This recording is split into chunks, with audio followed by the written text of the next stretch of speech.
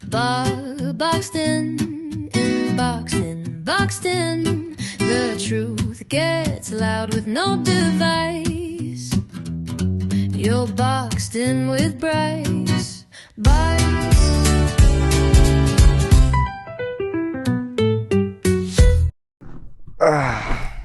How's Indy? Bro, it's been crazy. It's been fucking wild. It's been crazy. Just nothing to do out there, honestly. There's just hot, stupid, nothing to do. I feel like the only thing to really do out there is just like everything seems so repetitive every day. You drink, you go home. Or if you have a job out there, you just go to work, go get drunk and go home. I mean, you can go, like, there's a lot of stuff you could do, I guess, like kayaking, shooting, dirt biking, like stuff like that, but I don't know, it's not for me. So you've done like the small town fucking thing and LA. Like when you have like later down the line, like when you're, you know, like when you want to settle down, do you want to do it in a big city or do you want to do like a smaller town? I say like medium. Like, I don't know. I would say like I'd be down, like, I don't know, maybe city. Like, I'd love to live in Hollywood or like somewhere like maybe like the Valley, Northridge, something like that. Maybe Reseda. I don't know, something. The projects. Just somewhere. Okay, yeah. I don't know. Anywhere. But LA though. Yeah. But sometimes also, I don't know, I'm bipolar about it. Sometimes I'm just like, fuck LA, I want to leave. But other times I'm just like, and I realize that only happens when I leave. Like before I leave, I'm like, I want to get the fuck out of here. Like I need to get away. And then when I go get away and I'm gone, I like can't wait to come back. Miss it. Like, I don't know. And we can't have, right? Amen. I mean, right when you, because I feel like sometimes you're like, fuck, I want to go to Indy. You know, all the gun laws and stuff out there. I mean, your family's out there. It's just like more laid back. Yeah. It's quick out here. It's fast. Yeah, very fast paced. Traffic, everything out here sucks. It's insane. Even business too. The like, people out here, let alone like, you go to Indy, you go to a bar, bro. You have people you don't even know ask you about your whole life. How are you doing? How's this? How's your mom? Like, I've talked to like 7 different old ladies and like old guys, and they remember me from years ago. Like, oh, I remember we talked and I prayed for you and your mom. Da, da, da. Bro, I have no recollection of who you are. Like, you do that in LA, you'll. I mean, so many people. Yeah, and they don't give a actual single fuck about you. Like, you know, like, they'll ask you, oh, how are you? How's your life? How's this? Whatever. Do they actually give a fuck to, like, remember it years later? Probably not, you know? I mean, you're just dealing with so many more people here. Yeah. The amount of people that we deal with in LA compared to most small town America, it's yeah, way more. But it's also really individualized, which is weird, right? You know? It's also I feel like just like everyone only gives a fuck about themselves. Really? Yeah. Like out in Indiana, you drop one thing on the floor. Like you drop this pack of Zans on the floor. You have like 10 people trying to coming back to you. Hurry up to try to pick it up for you. Yeah. Even if you're old, if you're young, you're my age, whatever, you have someone there to just, oh, here, let me get that for you. LA, they just look at you, like walk right past you, step on it while they're walking past. Like, yeah, there's definitely some toxicity with like know your neighbor. You know what I mean? Yeah. I feel like though also in LA it's just such a big ego thing. And like a picture painted, like I feel like out here you have to have such like a picture painted about you to do anything or get anywhere. If that makes sense. Or like meet people, or I feel like it's like so hard to just be yourself these days and like go meet if like you want to like do something. Well, I also think there's something with we're so comfortable here, you know, like, and when you're not comfortable in a different city, you don't know the local bar, you don't know anything. Yeah, no, for sure. It's like when I go travel, I'm definitely more open to talk to people. Like, I don't know what it is, right? And here I'm in the lane, like I still talk to people, still meet new people, but it's a lot less than when you're in somewhere random, you know? Yeah. And you meet a brand new head, right? When I was in Europe, like I was meeting people from a bunch of different countries. I was staying in hostels too, right? Where there's like 40 people in a fucking room. What was that like? Staying with best. 40 people in a room. It's really the best. I think I would freak out. Like I'd either A, love it, or B, just like Get away from I me. think we have this thing in America about being scared of everything, you know? Like a lot of people are scared of something's gonna happen right when you're at your most vulnerable state, when you're sleeping. Something's gonna happen to you, right? Like Yeah. you think about staying at a hostel with a bunch of people in the room, right? But at the end, I mean, everyone's there for the same thing. They're trying to explore a city and have fun. Obviously, there's some gnarly times. There's some probably crazy hostel stories that I don't even know about. But the experience I had, I mean, going out there, staying in a couple hostels, it was chill. It wasn't anything. Everyone was nice. Everyone was cool. Yeah. In the morning, you wake up early, you grab a coffee with a random guy from fucking. So what is different this? Like country. everyone from just like visiting that place just stays It's together? just a cheap ass room, like in a big city. Like they have them How in much LA does it cost? too. I think mine were like 30 euros a night. Which is what in It's US? it's 20. probably 40 or 45 bucks. Isn't no? I thought euros was less value than US dollar. Euros a little bit more. It used to be way better, but now it's just a little more. Maybe it's closer to like 40. I don't know, but it's right around the same. That's insane. Yeah, it's just you walk up. They usually have like a floor or something with a couple rooms in them, like, you know, and yeah, they just have a bunch of bunk beds in there. That's fire. A bunch of these ones were like built out like nice bunk beds, right, for fucking adults, not no kid ass bunk beds. You go in, you this one had like a locker, you put your shit in. They have a little like community kitchen. They do stuff. There's a bunch of I went to one that was like they had a fucking nightclub in there.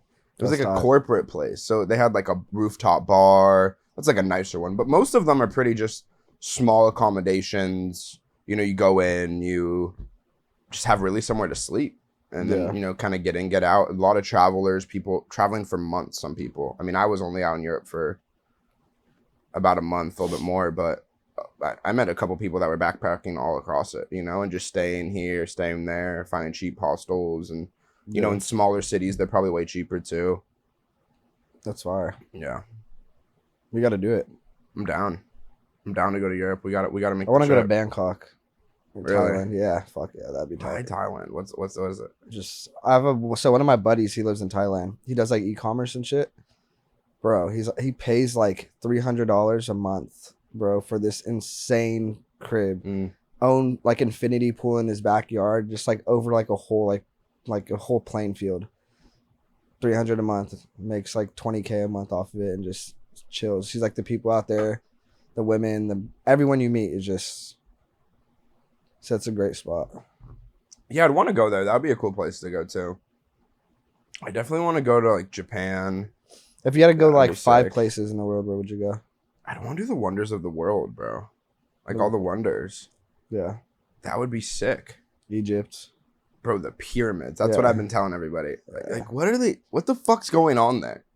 I don't know, Bro, have you seen some of those hieroglyphics? They're insane. They have like helicopters looking shits on them. They look like UFOs.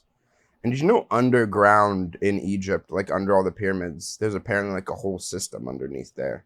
Not like a city, but like tunneling systems underneath the Oh yeah, pyramids. that goes across the whole shebang. Yeah, it almost seems like they're like satellites or not like satellites, but some type of Some cartel shit. speaker. No, not even some Underground, like some crazy fucking some cars. They're trying to hop over they're trying to go underneath the border. yeah. The little train systems in there.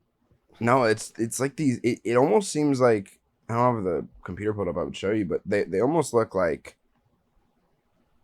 I know. I wish some we had the types of computer where we towers. could I pull usually stuff. have it, but That'd be I fire. can put it on right now. Especially with the new setup with the chairs, I was like, "Fuck it." That'd be fire. Where do you want to go besides Thailand? Oof. Definitely want to go to Rome, Paris, Italy, that whole thing. I definitely want to go to Mexico. Never been?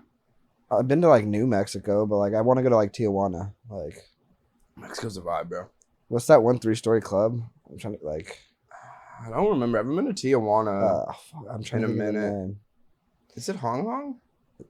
It's called Hong. Yeah, I think it is Hong Yeah. Kong. Yeah, it's in Mexico. Yeah, but it's in Mexico. Yeah, Yeah. I'm trying to hit that. That'd be so fun with the boys. I could just go A there. 3-tier Yeah. fucking strip club. Yeah, that'd be crazy. Escort club esque. You know what's crazy about LA? Is all those karaoke bars are just brothels. What do you mean? You don't know about that? No. Bro. Enlighten me. All of those fucking karaoke bars you go to, I knew a couple of chicks that were strippers, and they would go work there, and it would literally be you would go in, you know, they would hook you up for Bro, we gotta talk. Remind me after about the Abbey. the Abbey. Oh, the bar in SM? Hollywood. Oh, Hollywood, the Abbey. It's like a gay bar. Interesting. Anyways, it's pretty much a you go in, it's like private rooms, like a club, but you go in and like you can talk to people, and they're all ran by like the fucking Russians and Armenians and shit, and you go in and you can get like chicks to be like a brothel. It's sick. It's fucking insane, bro. It's shit's sick in the head. Like, I don't know. Fuck that. Sick in a good way or sick No, like let's sick do it? and not no. Sick and not a fucking. That is gnarly, bro. You're, 1 minute you're doing karaoke, and the next like you got some chick in the back. You're over there fuck bending that. her up. Like- That's crazy, bro. What's the Abbey? It's some. I don't know why the fuck you go to West. Is it really the move there, West Hollywood? I've been a few times. It's definitely the move. It's fun. It's fun. Like to go like once in a while. Like I don't hate gay people, but like you're gonna see like a lot of like obviously like gay people, trans people, like all that down there. I just remember I forget what it was for. I don't really remember. It was me, Alex, I think Kareem, and like a few other people, bro. Anyway, we go to we're all going, like we're all just like bar hopping down Hollywood. Someone's idea was like, let's hit the Abbey. It's like a gay bar, right? They all wanted to go see like females and whatever. So that we go. Bro, I drink a lot. You know that. Like, I could handle I could drink like 7 shots and like 5 beers. I'll be drunk, but I'm not gonna like pass out and fall off chairs, bro. Like 7 shots and 5 beers, you're not dying. You're good. No, like if it's like throughout, like let's say like 9 o'clock to 2 in the morning. Yeah. No. Oh, for sure. Fuck no. But like, I thought you were just saying like ripping that. no, no. Yeah. Okay. So look, we go to the Abbey. We're sitting there. Everything's fine, bro. We're just dancing around. All the boys are just chilling. We're talking, chopping it up. I order 1 Cadillac margarita, right? Which I always get. I drink that down. I'm like, all right. I have 1 beer in between. And then like 20 minutes later, I go get a pistachio martini. Right? It just sounded good. I was like, oh, pistachio martini. It just sounded good. I go order one, bro. I finish half of it, and I'm sitting on like a high up stool. I just collapse, bro. Like, fall over. Just done. Bro, laced as can be. Like, I think it was like the scariest feeling knowing too, because I don't remember really anything. I remember sitting on the stool and falling off. And then just blackness, like just out.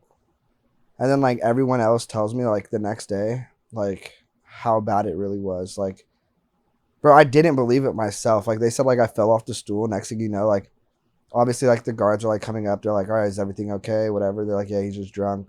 Bro, I was laced, bro. Like I had 3 drinks. I had a beer, a Cadillac margarita, and a martini. And I only finished half the martini. Bro, they take me. I don't know whose idea it was. They're like, okay, he's fine. Let's take him to Cabo across the street. I don't even make it. They reject me at the door. Or no, we go into Cabo. It's like a 2-story Cabo. It's not like the one in Santa Monica. We go into Cabo. I guess we're going upstairs. I'm almost to the top of the stair. And I just roll back down the whole flight. Just tumble down them. Right? Like I crack my, like got a little cut, whatever. They kick us out of there. Next thing you know, Alex comes at me. He's like, oh, you're a fucking pussy. You can't handle your liquor. It's like, mind you, it's barely only like 11 o'clock. We just got there an hour ago. Bro, I tried fighting Alex, like, whatever. Just like it was bad, bro. It was really bad. Never go to the Abbey. And I never thought that, like, I'm like, oh, men don't get drugged. Men don't get laced. Men don't, like, I thought that was only like a chick thing, like for like girls. Or like, girls were the only ones talking about it. Do you think it was the bartender or 100%, somebody? 100%. Really? You know what's crazy? Because then like a month later, I'm watching, like I'm on Instagram, right? And I follow like ABC7, like all those different things. Bro, there was a thing that came out about the Abbey drugging people, and they got shut down for like 4 months because of it. Really? Bro, yeah. And they fired their whole line of employees. Finally, like hired like a whole new staff lineup. and they reopened.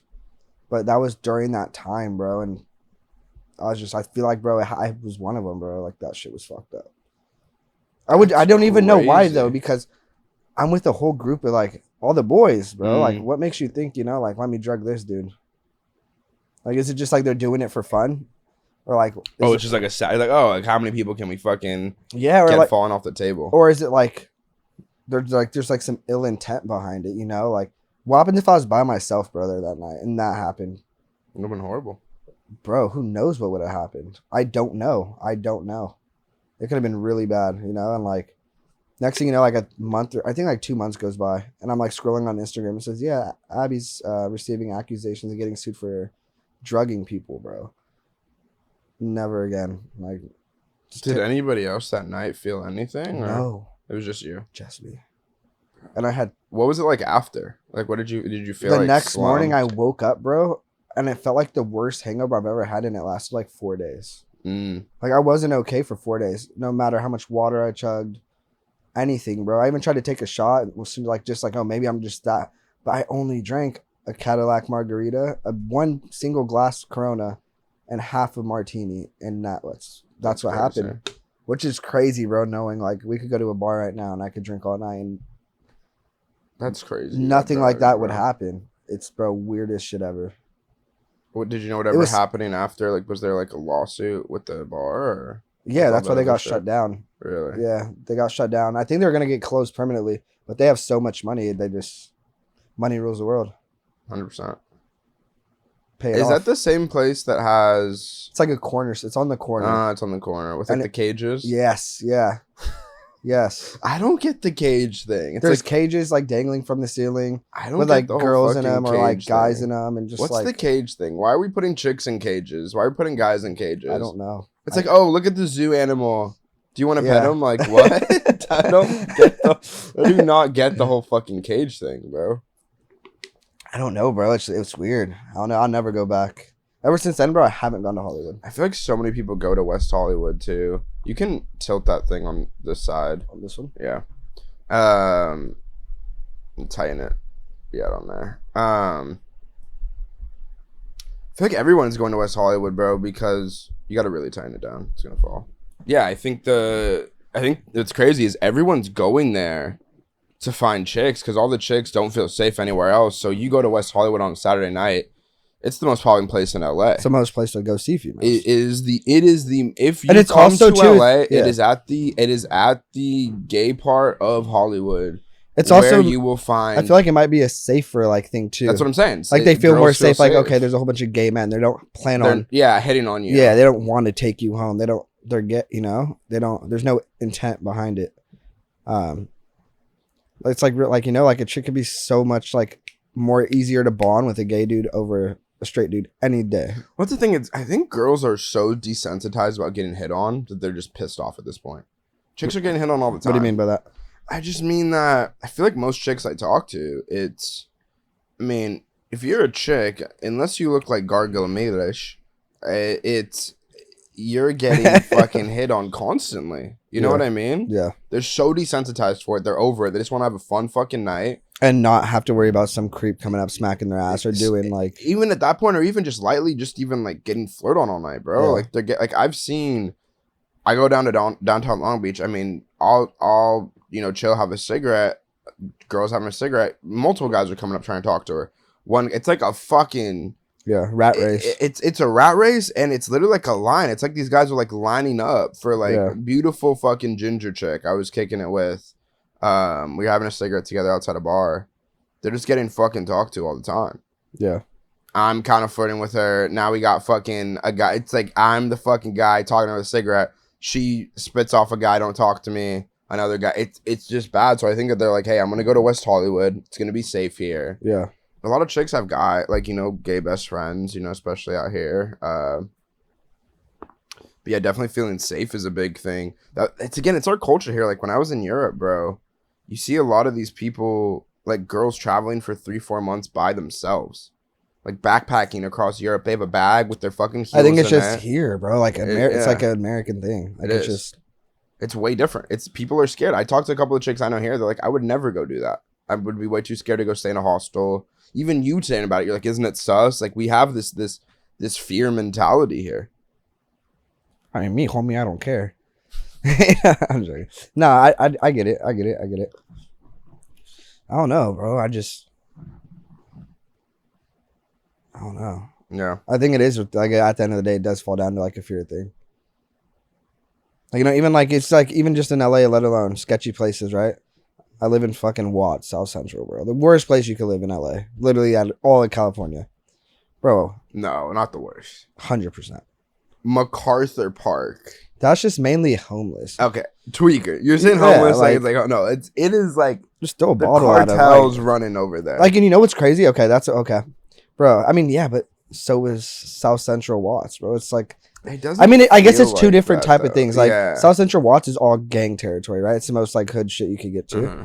MacArthur Park is like just crackhead, tweaker, cartel. Sure. Just it's like a different type of like level of scary. Yeah, you know.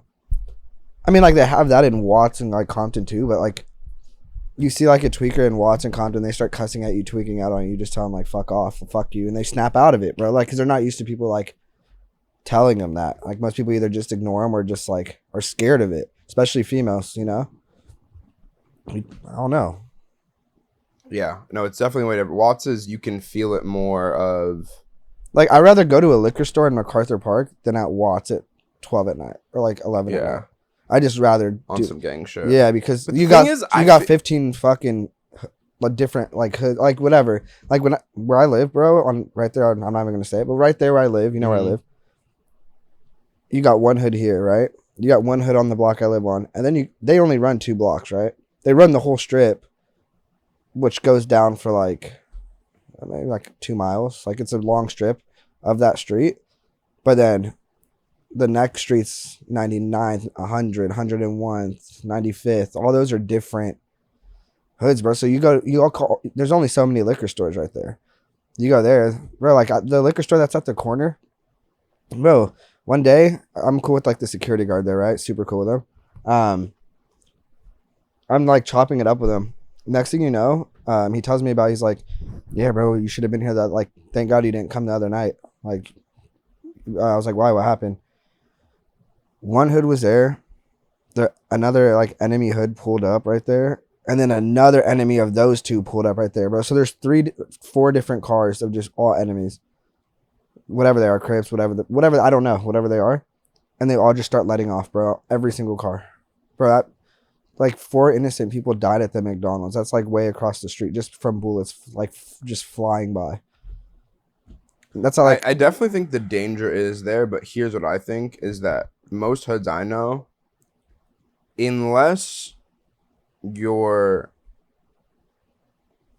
coming off hood, right? Because there's a mentality of coming off. Like Nipsey said Nipsey said one thing. He's like, someone asked him like, so what do you do like when you go out, like whatever, like how do you know like that's the person you got to kill? He's like, look at yourself, how you dress, how you walk, how you talk. That's what I'm saying. I think that like when you're in that mentality, right? Yeah. You're feeling so sussed out there because you know fuckers in gangs. Yeah. You're affiliated. Like, you know fuckers in shits. You know it. You rock the fucking colored hat sometimes. Like, yeah. So you feel like some shit's about to pop off. But when I walk out there, I don't feel like when I work over there, when I go do anything over there, I never get anybody. I mean, look, if a motherfucker's really drunk and he's like, I remember one time, like, a motherfucker was really drunk and, like, definitely some people that are in gangs, like anybody, bro, they think they got power and they try to press you on some shit for sure. But, bro, tweakers, they're high as shit off meth, bro. Like, this is not fucking... Yeah. We're talking 2 different ball games here, I feel like. That's a whole different thing. So I hear you. You're fearing for it because you've seen it. You know fuckers. You've seen people get shot. Your fucking dumbass has been shot. Like, so it's a whole different thing. But at least me personally, like, because I've been in the hood. I've been to functions. I've been to parties. I've been to whatever. Yeah. I don't ever feel like, hey, I'm getting banged on or anything like that. Well, it's also if you start rocking with it. It's your look. Yeah. You know? Like, if I was to how you're moving, how you're walking. If I was like, that outfit, never, right? Yeah. If I was to put you in some 501s, Cortezes on with a fitted hat with a pro club on, throw some like temporary tattoos on you, it's gonna, no matter race, color, whatever. It's just For like, sure, it's how you walk, how you move, how you carry yourself. you know, like when you go out, like you're always constantly on guard. Like when I go out to a bar or club and I'm with like, you know, the boys, Tony, Switch, all them, whatever. They dress just like me, all banged out, neck tatted, blasted, face tatted, everything, you know? So like you go to a bar and you see some other dude in there that's dressed the exact same way like you, walks the way you do, talks the way, whatever, you know? You're going to be on guard, or that's just going to cause a conflict right there. So it's like a who has the biggest dick in the room type thing, you know? Yeah. Especially when numbers come into place. You know, there's 5 of you and there's like 8 of us or like 9 of us. So like, you saw the going away party, bro. We were in the whole thing, bro. There's 40 of us there. But I feel like it's weird because I feel like there's something like in the air about fighting in LA. I don't know what it is. Like at certain places you go to, I will say, like about the hood compared to anywhere else, like it feels like you go to a bar, like you're at a hella like whitewashed bar, like you don't really feel it, but like bro, and I like going to bars like that. When you start going to some hood bars, bro, like it feels like it almost feels like the jungle, bro, of like everyone's looking out for like anything and it's like everyone's trying to like make sure their chick's okay. They're like, nah, like I'm gonna protect this chick. Oh, you look at her. Oh, what's you up, look at her. Like, yeah, it's some shit's about to pop off. So it's definitely how people move in that way in LA is way different compared to anywhere else. Like I feel like New York's not even like that, you know? There's definitely probably some places. No, for sure. But I mean LA is like the number that started gangbanging since the 80s, 70s. Really? LA is the one that started it all. On some real shit. LA is the one that put all gangbanging on the map. Since the 50s, bro, the 60s, gangbanging's been around. You know, like if it wasn't for LA doing that, there would be. I mean, someone else could have started it, you know, like Cliques, Arrival, whatever. But it all originated from LA. Like LA's the dot on the map where gangs started. And then MS, 18th Street, this, that, like all of it just grew over time, the last 30, 40 years. And now it's just everyone's, I'd say most of LA, like most like men are, I mean, I don't know though, because that's also like you said, like you surround yourself or you see like what you see or you go out. I don't know. I feel like a lot of people are just like on some shit. Like, I don't know. But it's different if we go to like the Polo Club in Beverly Hills. You know, I could put on like a nice little button up, chilled, lay back.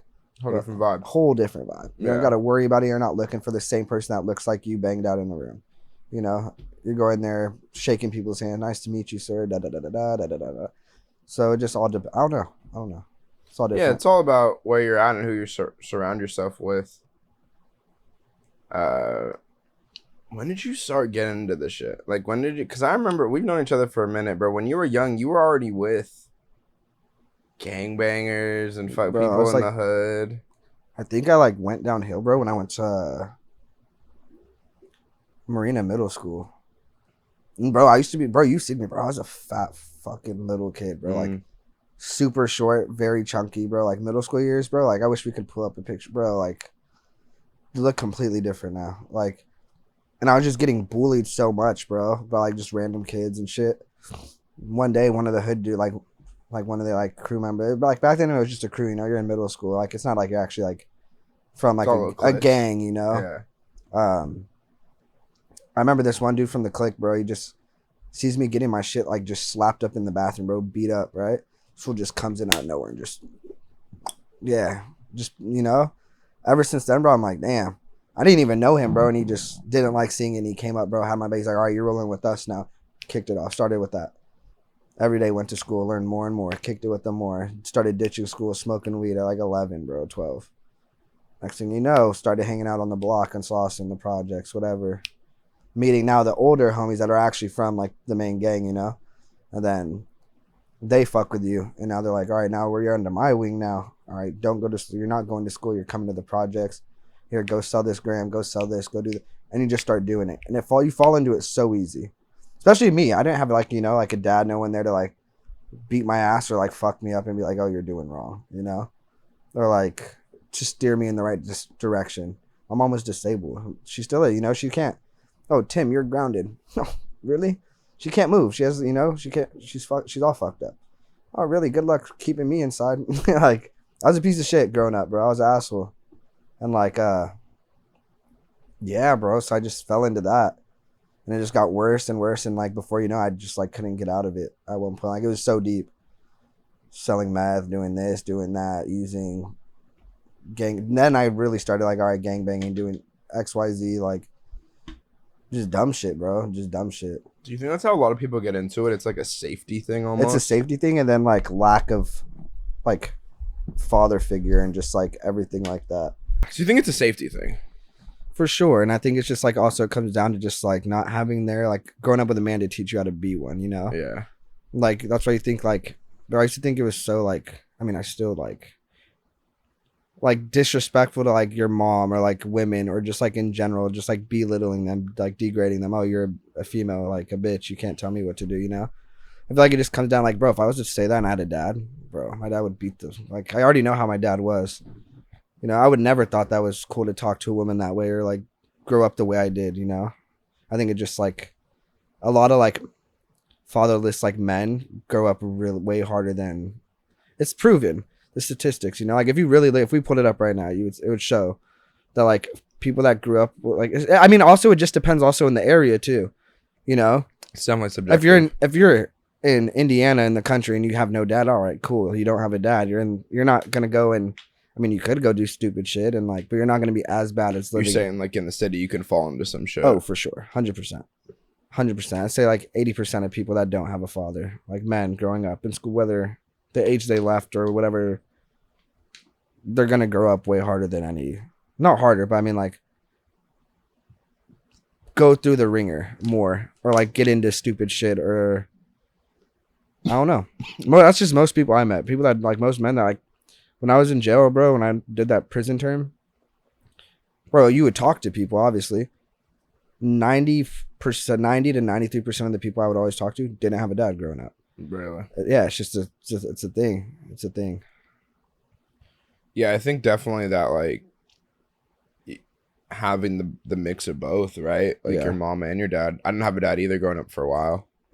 And what that made you want to do, like act out. You can anger. feel it. You can feel it.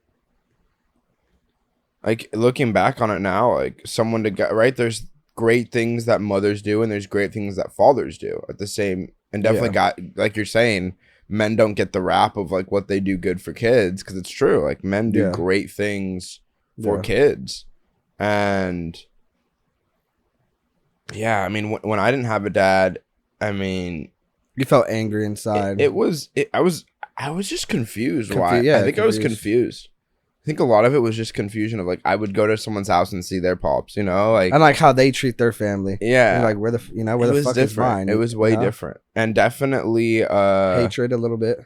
I did envy. feel that thing of like I always loved my mom. I always respected my mom, but I didn't care. Yeah. I didn't care. Like if I go smoke, I mean, I never got hard into any harder drugs besides pills, but I was like, hey, I'm gonna go smoke weed, do my thing. I'm gonna go do that. Yeah. Like I'm gonna go handle that. Like my mom at the time didn't have any medical things or anything, but I was like, I'm just gonna go do it. Like I don't. Yeah, we didn't leave them with the say so. Yeah. If that makes sense. What do you mean? Like if they were to say, yeah, I don't want you doing this, sucks. I'm gonna go do it. You don't get to say like at all. I get what you mean. Yeah. But if not, if our dads were in the picture, no, you think you're gonna go do that? Like, I think if my dad was there, I would have turned out completely different. 100%, $1,000,000%. Yeah, definitely. I mean, either it's our environment. The environment would have been better different or for the worse. Because my also dad was doing the same shit, gangbanging, drugs. It could have been some crazy bond, like some Bonnie and Clyde shit, like father and son, like rule the world. You know, it could have been some crazy shit like that, or it could have just been like for the better. He didn't want me to follow in his footsteps, so he corrected everything I did wrong. Yeah, you know, it could have been. I don't know. And that's just like I would never will know. He's dead now, you know. I don't know. I don't know what his motive, like intentions would have been raising me. Were your parents ever together, or was it? Yeah, they were together for like 11 years. Really? Yeah. And they were over at the house in Culver? Mm-hmm. Culver City House. Yeah. Yeah. Yeah. So what, you envied people that had pops as growing up? You were saying that a little bit. You felt like an envying a little bit? No, not like envying people that had it. Mm-hmm. Just like envying my pops for not being there. Like I was like, fuck you. You know, like I held it against them. Because like there was times like growing up. Like envy is like wanted. Oh no, like I just like had hatred towards him.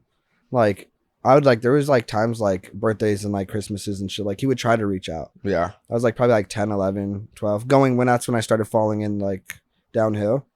And I was just like, fuck you. You could have been here. You know, like that's how I looked at him. Like, cool, I got a letter from you, but where the fuck are you? You know?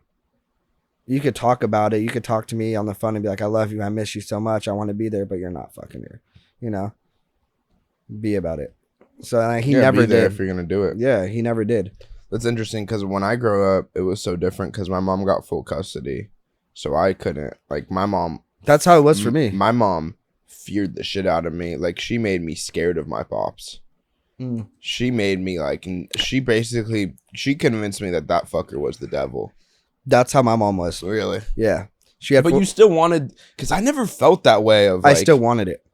It was weird. I felt at like first I did it. I was like, yo, that's the enemy. Like for a long fucking time. At first I didn't want it. I was just like, yeah, I was like, fuck you. But then like I got older and I was just like, damn. Like with the times I needed him the most, like middle school, high school, that's when I wanted him there. Younger than that, I mean, I developed so fast. I was doing heroin at fucking 13. You know, like most kids are 13 years old aren't shooting up and smoking and doing all that shit. That is the scary thing about doing drugs and getting into like when you grow up fast, getting into that lifestyle. Yeah, it shoots you. Like it shoots you. It sends you over. You're mostly doing like even when I was doing drugs younger. You're just dealing with older heads. Like it's just that's all it they're was. getring you drugs. Bro, my fucking shit. dealer was cartel. Bro, he was fucking 58 years old. Really? Bro, I was 15. Bro. I remember like I go over to his house, bro. Fucking you remember that dude I used to kick it with, Big Tony? Older dude, white guy, older, way older. I was like 15, he was like 35 at the time, right? I started kicking it with him. Him and whatever. We had like a little drug group, me, Gio, and him, bro, and we just sold a lot of heroin and meth and also did a lot of it too, you know? And I remember he takes me over to this dude's house. He takes me and my boy Gio. We go over there and he's like, I guarantee you he's only going to like one of you. And also you have to Google Translate to him. So like you have to pull your phone out. He only speaks Spanish, like not a single tad bit of English.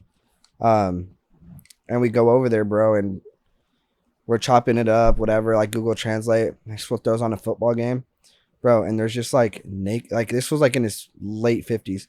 There's naked females walking around, bro, with just baking sheets full. Just fresh out the oven, just like filled with dope. So I'm like, what? And that's when I realized, bro, it hit me. I'm like, this shit is deep. There's deep. I can't go out there and like run out the house. We'll probably just, you know, I can't like, you know. I'm talking about it now because now the dude's dead. It's also, you know, but like, it's that like weird feeling. Like when you first start doing bad shit. I remember when I was younger. Bro, I was a like, pussy, bro. I was scared. Oh, you feel that? What do you think you that get is? that rush. I think it's about knowing that you're doing something wrong that you shouldn't be doing, and you're doing it anyway. Yeah. And now you're just like, you don't know the consequences. I mean, you can literally feel it in your body. You can think about the consequences of it. Yeah. But, you know, and I think that's what that rush is. Like you get it, you're like, fuck, I'm doing something that I shouldn't be doing. It's wrong. Whether it's stealing, drugs, whatever it is. And you're like, you think about the repercussions and like all those repercussions run through your head. Maybe, I don't know. Some people at first, I didn't think about anything. I was just like constantly, let's go get high. Let's go steal this. Let's go rob this store. Let's go do this. Let's go steal a car. Not thinking, because I was also on drugs at the time. I wasn't thinking like, okay, if I go rob this store at the corner of where I lived, bro, that I've been to 1,000,000 times with my mom. Oh, nothing's going to happen. No, of course something's going to happen. You know, like you just don't think about it. But then when you do start thinking about it, that's what gives you that rush. And I feel like that rush, it's like an adrenaline. What happens when you get in a fast car and you're stomping on it? You get that adrenaline rush, you know, and I feel like that's riding that high. Yeah. You get high and you're mixed with drugs with that high of adrenaline. That numbs so much emotions, like your proper emotions to think, okay, this isn't right. Let me not do that. Yeah. Your mind's so occupied, you're like, fuck, I'm going to do it. I mean, when you were getting high, and I even know you drink too, and you know, but like way back in the day when you were going crazy, what do you think it was mostly for? Was it to fit in? Was it to feel something? I think at first, bro, like it was just like, I think it was a fit in thing. Like everyone else. Like it was like growing up in school, bro. Like once I got to like, I didn't really make it to high school. I did like 9th grade and shit, but like once I got like in 9th grade, everyone like, that time I was already selling a lot of shit, but So like 8th grade, everyone was smoking weed, right? Everyone smoked weed. I was just like, especially the group I was around. I was like, all right, cool. I'll smoke weed too. They're, oh, here, try this. All right, cool. And then it just became a habit.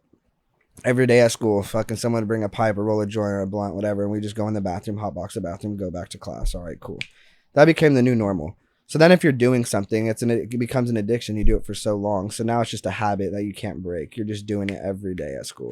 And then now you're doing it outside of school. And now it's just like, it just becomes like a reoccurring thing, I feel like. And then, I don't know. Like it just, bro, my mind just be like, going. Like there's so much shit I want to say, but it's just like, I don't know. I just feel like it's just like a reoccurring thing. I don't know. Yeah, it starts off on one path and it ends up on a whole different. Yeah, and then one like on. you get comfortable doing it, Yeah. and then you advance to the next thing. And you're with someone else that's doing it right. Your friends are like, hey, Like now I want to take a rip. the first time, bro, someone told me like, oh yeah, let's just try some meth. Fuck no. My mom and like raised me never try drugs or never stay away from this, stay away from that. If you would have told me it was it, the thing is they didn't tell me. I thought it was smoking weed out of a pipe. Really? Yeah, bro. Stop. Yeah. When you heard meth, you're like, oh, it's gonna be as chill as weed. No, they didn't tell me it was meth. That's the thing. Oh, they didn't. It didn't look sus to you. You're telling me right now that bubbling ass, bro. That shit looks like Jimmy Neutron. No, bro, because they put it on top of a fucking like. Oh, like a weed bowl. Yeah, bro. What? And just torched the fuck out of it. I was about to say, bro. And it looks I got Jimmy Neutron. I got the highest of my life, and I'm like, what the? And it felt the first time doing it, like you talk to every like drug addict or ex addict, whatever. That first high they say is always the best, right? Yeah. So like, I felt like I was like on top of the world. I was like, I want more, And then they're like, oh, and then they didn't tell me after. How you like it? Yeah, you just smoked meth. I'm like, fuck. They didn't even tell you. No, they told me after. Oh, like way after. Bro, like 10 minutes later, when Like I'm beaming, when you're in the middle, yeah, of bro. fucking, When I'm you speeding, just bro. touched fucking The peak, bro. peak It's of like that shit. one, Mac and Devin. No, not Mac and Devin. 21 Jump Street. When they're like, take when that they- when they fucking do the tabs at tabs, school, yeah. and they're like mid peak. Yeah, bro. That's when they told me, and I'm that like, shit was fuck. Yeah, like bro, and I'm right just there. like, bro, what the fuck, And I'm like, all right, I want more. Like it felt good. I felt like Superman, bro. I was just like more and more, and then that's when it just downhill from there, bro. It just was fucked. It was fucked. Tim was never. What's the same. heroin like? It's just a downer. It's just like pills. Literally, just imagine. But it's like a different. It's like different though, or is it? I mean, I was mainly like compared to like a bar. What is it like compared to like a Xan bar? It's like imagine taking 20 Xan bars. It's like 20. like it's just knocks, bro. You just Did you shoot it? I did a few times, bro, but I never like needles. Bro, like Yeah. I just fuck needles. And you can smoke that shit, right? You can smoke anything, yeah. Anything's a little crazy. Bro, you can smoke fucking green tea and have the most crazy fucking schizophrenic mental fucking high. You can literally smoke anything, bro. But I remember I was talking to this one chick, and I think somebody sold her just a regular Swisher. Just nothing. I swear, bro. I remember I knew this chick from the place when I went to, and she was like, I don't know if I think somebody sold it to her. She was convinced this shit was rolled already. She smoked up. I will watch the tobacco. You can know when a Swisher's not, you know what I mean? Like when it looks too perfect. No, when it's too, like, no matter how nice you roll it, even if you're the best roller in the world, you know when a regular. I'll take credit, Oh, you're deeming credit. You said that's me. That's me. You got pretty nasty rolls, I will say. It's because you got small hands. That's the thing. Is you got little tiny baby hands. So you're out there. You do know how to roll a good. Remember Dutches? Those were my favorite. Anyways, this bitch thought that this chick thought that it was some next level shit. She thought, and I saw that thing was tobacco. She felt like she was on shit. That thing was fucking tobacco, bro. That's terrible. Yeah, it was Poor crazy. girl. She was high as fuck though. Bro, I can't even say gets too high, bro. Like, bro, like, do you remember like they used to make like the sleep shit? It would like look like a lean bottle, like, and have like the same tag. They still do that. But it was like, Have you not it would seen say that like nowadays? it would say like AKA lean on it. Like it was just like fake lean, but it was just like infused. Bro, they still have that. I went to a smoke shop, the one I was telling you about, Yeah. Alien. They have slushies with that shit in it now. Bro, it looks like actually, like if you get a bottle of it, it looks like actually, if you really read it though, it's obvious. It says like, It's like a dietary supplement Yeah. or something. Yeah. There's fucking melatonin in it. Yeah. You know, like, bro, so I was getting those and there's this kid, I think you remember him. He went to school with him, Chester. Yeah, bro, yeah. Did he go to my side of the school or your side? He went to both. Really? Yeah. It's like a block face kid. Looks like a Roblox, right? Yeah, tall, skinny. Okay. No, I think I'm thinking about another guy. Anyway, bro, he was, thousands of this shit off me. And I'd just bring it to school. I need to be faded. Bro, I'd buy one bottle for $10. I'd sell it to him for $150. And this kid is just so thinking he's getting like Smacked. Yeah, he thought he was buying actual lean, bro. And like, poor kid, like, fuck, I feel bad for it now, but like, back then I was like, oh, what a dumbass, you know? It was just, They didn't give a shit. didn't give a shit. Remember when Danny first bought lean? He pulled up to this fucker's house. It's in Westwood. We drive up down Santa Monica. We're chilling. Nothing like too crazy. Yeah. We were smoking. This fucker puts NyQuil in a bottle, bro. I smell that shit. I'm like, bro, I've taken NyQuil my whole fucking life. Yeah. I know what NyQuil is like, and I've had lean. You can tell the difference. I don't know. I never really, like, I tried it like maybe like once, bro. It wasn't my thing. You're an uppers kid, though. Always was. Besides alk, you like alk. Bro, because I don't do anything anymore. I don't smoke weed. I don't fucking do drugs. I don't do anything. I just drink beers now. Why'd you end up stop? Because we both stopped smoking at the same time. I mean, I still like Bro, here and it there. was the most random shit. Yeah, I mean, I stopped really smoking because of work, bro. I mean, especially with what we did, you had to always be on. Yeah. Especially with what we were doing. I mean, you didn't really get into it because you lived in LA. I was living in Oxnard, 50 miles away from the crib. I was working for him, and I was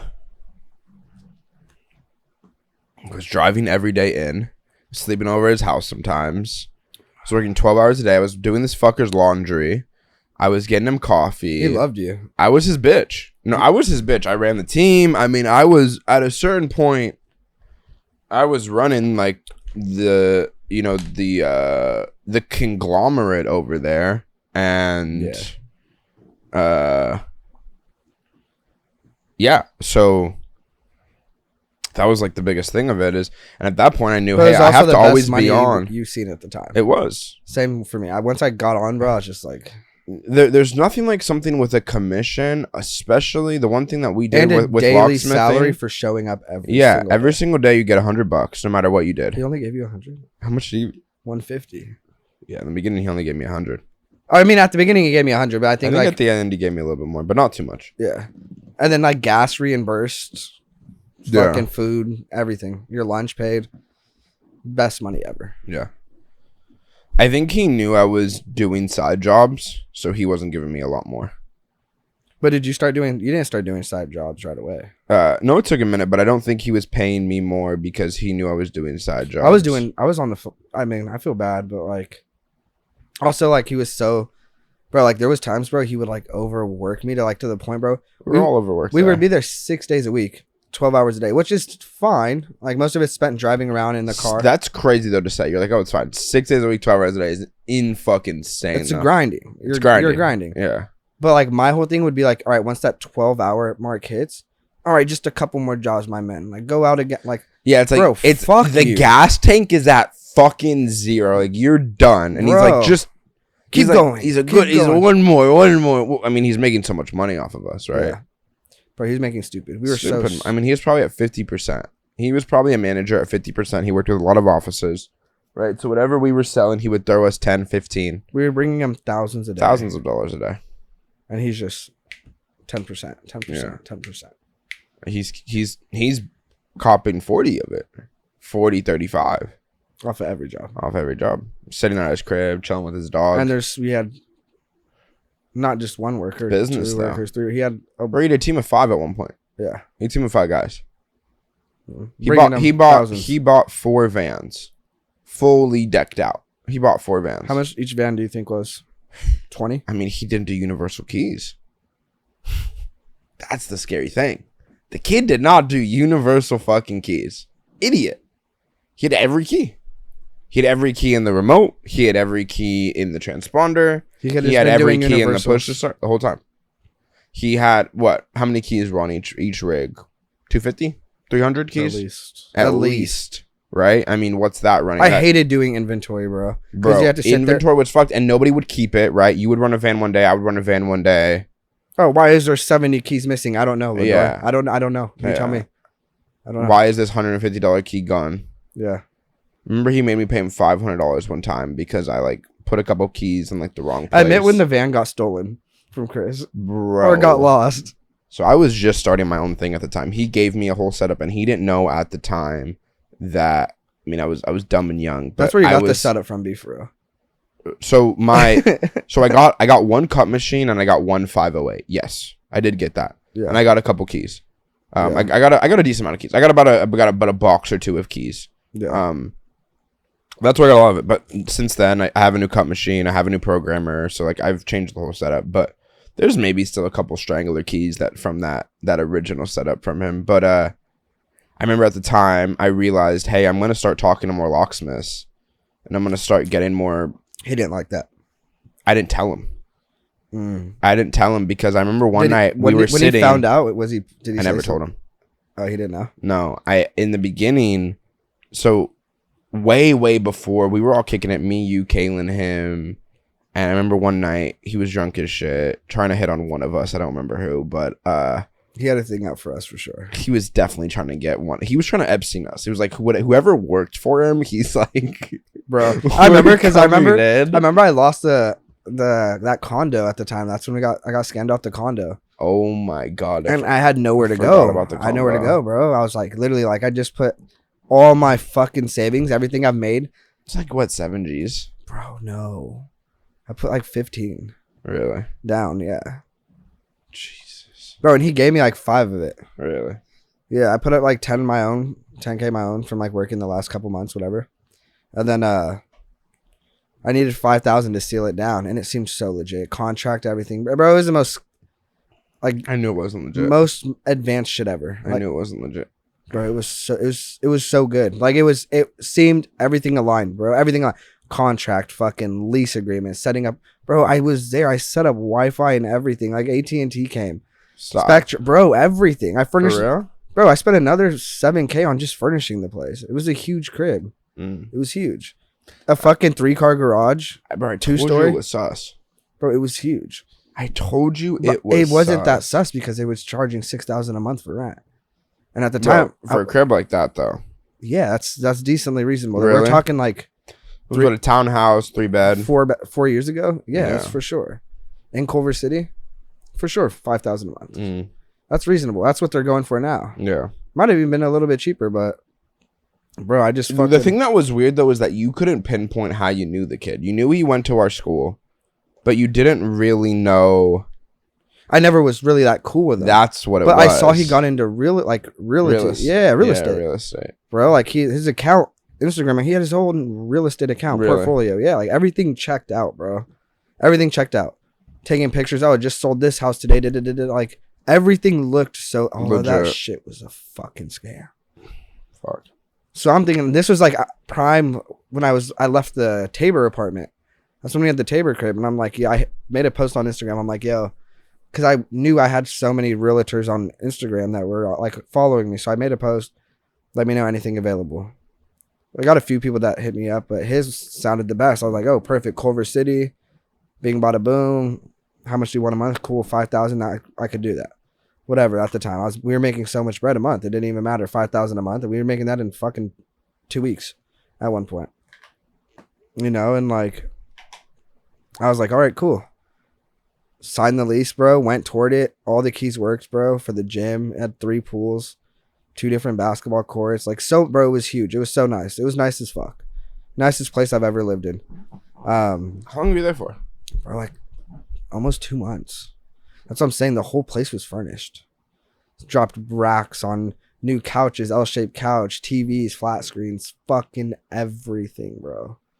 Everything. We were paying the water and power. Like it was all so fucking legit, bro. Like we were paying the city, paying a water bill, paying a trash bill, sewer bill. Like, it's like a house, you know? So you're paying all that. You're paying your water, your power, your trash, like everything. Everything was clearing. Everything was going through every month. Got a new bill. All right, our electric bill this month. Fuck. Stop leaving the lights on every fucking day in all 3 bedrooms, you know? Like, everything was so legit. Wi-Fi bill, everything. Until one day, I get home from work late at night, bro. Fucking, I just got off. We were at work. I get home. I'm like, all right, I'm tired, bro. I'm going to go take a shower, get ready for bed. Fucking go to work the next morning, 7 a.m. It's probably like 9 o'clock, 10 o'clock. All I hear is the loudest bang on the door, bro. And I'm like, who the fuck is that? So I grabbed like the little shotgun I had at the time. The Moss? Yeah, the Mossberg. Bro. I go downstairs and it just gets another one. Boom, boom, boom, boom, boom, boom, boom. I'm like, who the fuck? Mind you, we're already cool with all the neighbors at this point. Cause they're like, bro, it looked crazy. So the real value of the place sold for $2.3 million. It was a nice crib. And there's like, all our neighbors were like older people, obviously, like old, like 50s, 40s, like, no, probably definitely 50s, like older people. So they see these 2 young kids move in, like, you know, 2 young adults move in, and they're like, how the fuck are they affording this? It's $5,000 a month, you know? Whatever. We got really cool with them, bro. Really cool. Like, they started bringing us over welcome to the community baskets, like, bro, just crazy shit. Anyway, I heard that the second knock, bro, and I swing the fucking door open with the shotgun, like, pointed at the door, bro, and there's like 30 cops. Maybe not 30, probably like 15. Culver City Police Department just standing right there with their guns drawn. I'm looking at like 15 different barrels pointed right back at me. I instantly just drop it, bro. I'm like, put your hands rackets in. Bro, they try to get us for squatting. And I'm like, squatting? I'm like, whoa. I call the door and I'm like, bro, I need you here right now. I thought he was going to have to bail me out, right? Or like something. I don't know what's going on. They split me and Kaylin up at the time. And they're like, they questioned me. They questioned her. Kaylin's mom came. My mom was on the phone. Like, Lador was there. You know, like, I showed him the lease agreement. I had all the keys. Everything worked. I'm like, bro, my mailbox key, where everything worked. And fucking, it came down to it. The real owner of the building was about to press charges. Like, he came down and saw us. I'm fucking, like, devastated, bro. Like, I just spent at least, bro, probably like 20 bands within 2 months between locking it down, furnishing, and paying the bills for 2 months. Like, at least solid 20. How did it go that long? Maybe I thought it more was than not 20. that long. Bro, it was 2 months. No. Yes. I don't think so. I would have came over. You never did. Bro, I had the place for 2 months. I don't think it was 2 months. I promise you. It was 2 months. How did the owner not realize in 2 months? It wasn't up for sale. He was just sitting on the property. Oh, it was for sale. So the guy was the realtor for the property. No, he was a fake realtor for the property. So he must have went, saw that listing. No, okay, this is what it was. His mom used to own that property. Right? Sold it. He sold it when she died. Wow. To that company, but had all the original keys still. So he was just doing it to bro. It was like the 7th time that same unit that's happened to. Wow. So people in advance, like 7 times. Bro was making stupid bread, like stupid money, bro. We're the 7th people that it's happened to, and I had already put down $15K to secure it and pay off now times that by 7, you know. So like the actual owner wasn't surprised. He's like, fuck, another couple or like another person that just got scammed. He must have been on it. How the fuck have they haven't changed the logs? How have they not done any of that? The owner felt so. It was all digital. Like key cards. Yes. And they just didn't know what they were doing. Bro, everything was digital. Like to get in, like you had a fob to unlock your door. You know, I mean, you could change the fob, but did they do it? No, I don't fucking know why. I don't know. Yeah. I don't know. The owner of the actual property, bro, was like the one that bought it from when his mom died. Was like in his late 70s. Like Really? Older guy, bro. He came, hopped out of he hopped out of Rolls Royce. I'm like, fuck, this dude's about to sue the fuck out of us. I'm like, we're done. We're cooked. He's like, I know this has happened to like 6 other people. You guys are the 7th ones. He's like, I'm gonna tell you what. He's like, I feel really bad. You're like a young couple. Like, I don't want to kick you guys out right away. I'm devastated. I just spent so much bread, furnished the whole place, bro. Spent every dollar I had, bro. Like, just redid it all. And he's like, I'll let you guys stay. I think he was like a week or maybe a little less than a week. He's like, just get all your shit out within a few days. I'm like, fuck. what am I gonna do with all this shit, bro? And I'm about to be homeless. You know, I'm freaking the fuck out, bro. Everything happened so fast. Of course. So fast. So start trying to sell everything, bro. All new appliances, all new, bro. I bought fucking 375-inch TVs for every room, guest room, a random room that's just supposed to be like, just like a man's cave room, bro. I even bought a TV for the fucking garage, bro. Like just dumb shit. Like we had the money. I was like, fuck it, why not do it? Of course. And so trying to sell everything, bro. Nothing sold. All of it went to shit, trash. I mean, maybe like I think I sold like 2 of the TVs for cheap, super cheap, way less than I just needed to get them out. Just quick cash. Fucking left everything, canceled the internet, bro. And that's the crazy. We were paying water, power. We were paying everything. How did the owner not get a notification? The real owner saying you don't get I don't think when you transfer stuff, you don't get any notifications. I don't know, bro. Like it's all so weird. You know, and so like it was this whole like year-long court process because now the cops Did are like, the guy ever go down? Yeah, so that's what I'm about to get into. Yeah. They're like, we either at first the actual owner, he's like, I want them out, like I want to press charges. The cops like had to talk him out of it, like right there and then there, like while he's looking at me. But you were saying he was chill. He wasn't chill until after the cops. At first he was like, he looked at us, bro. I'm tatted up. He's like, oh, this fucking. You thought you squatted again. Yeah, bro. He's like this low life fucking loser. Fucking can't afford this place. What like what? Put him in jail. Literally, bro. Word for like wanted us to get locked up. Cops like we don't really feel like explained it to him. He ended up having like sympathy and he's like fuck okay. Even though it's happened 6 times before, you know. So he's like all right, you guys can stay a few days, get all your stuff out. Boom. The third day, the cops come back and they're like, hey, we need to catch this guy. Like he hasn't just done it to you. This is when it came out that he's done it to 6 other people. And so he's like, they're building a case on him. Yeah, just waiting. Bro. So they're like, we need to catch him. Like, what do you think you could do? And I'm like, fuck, he's a scammer, right? How else do you get a scammer to come grab more cash? Just tell him you have more cash for him.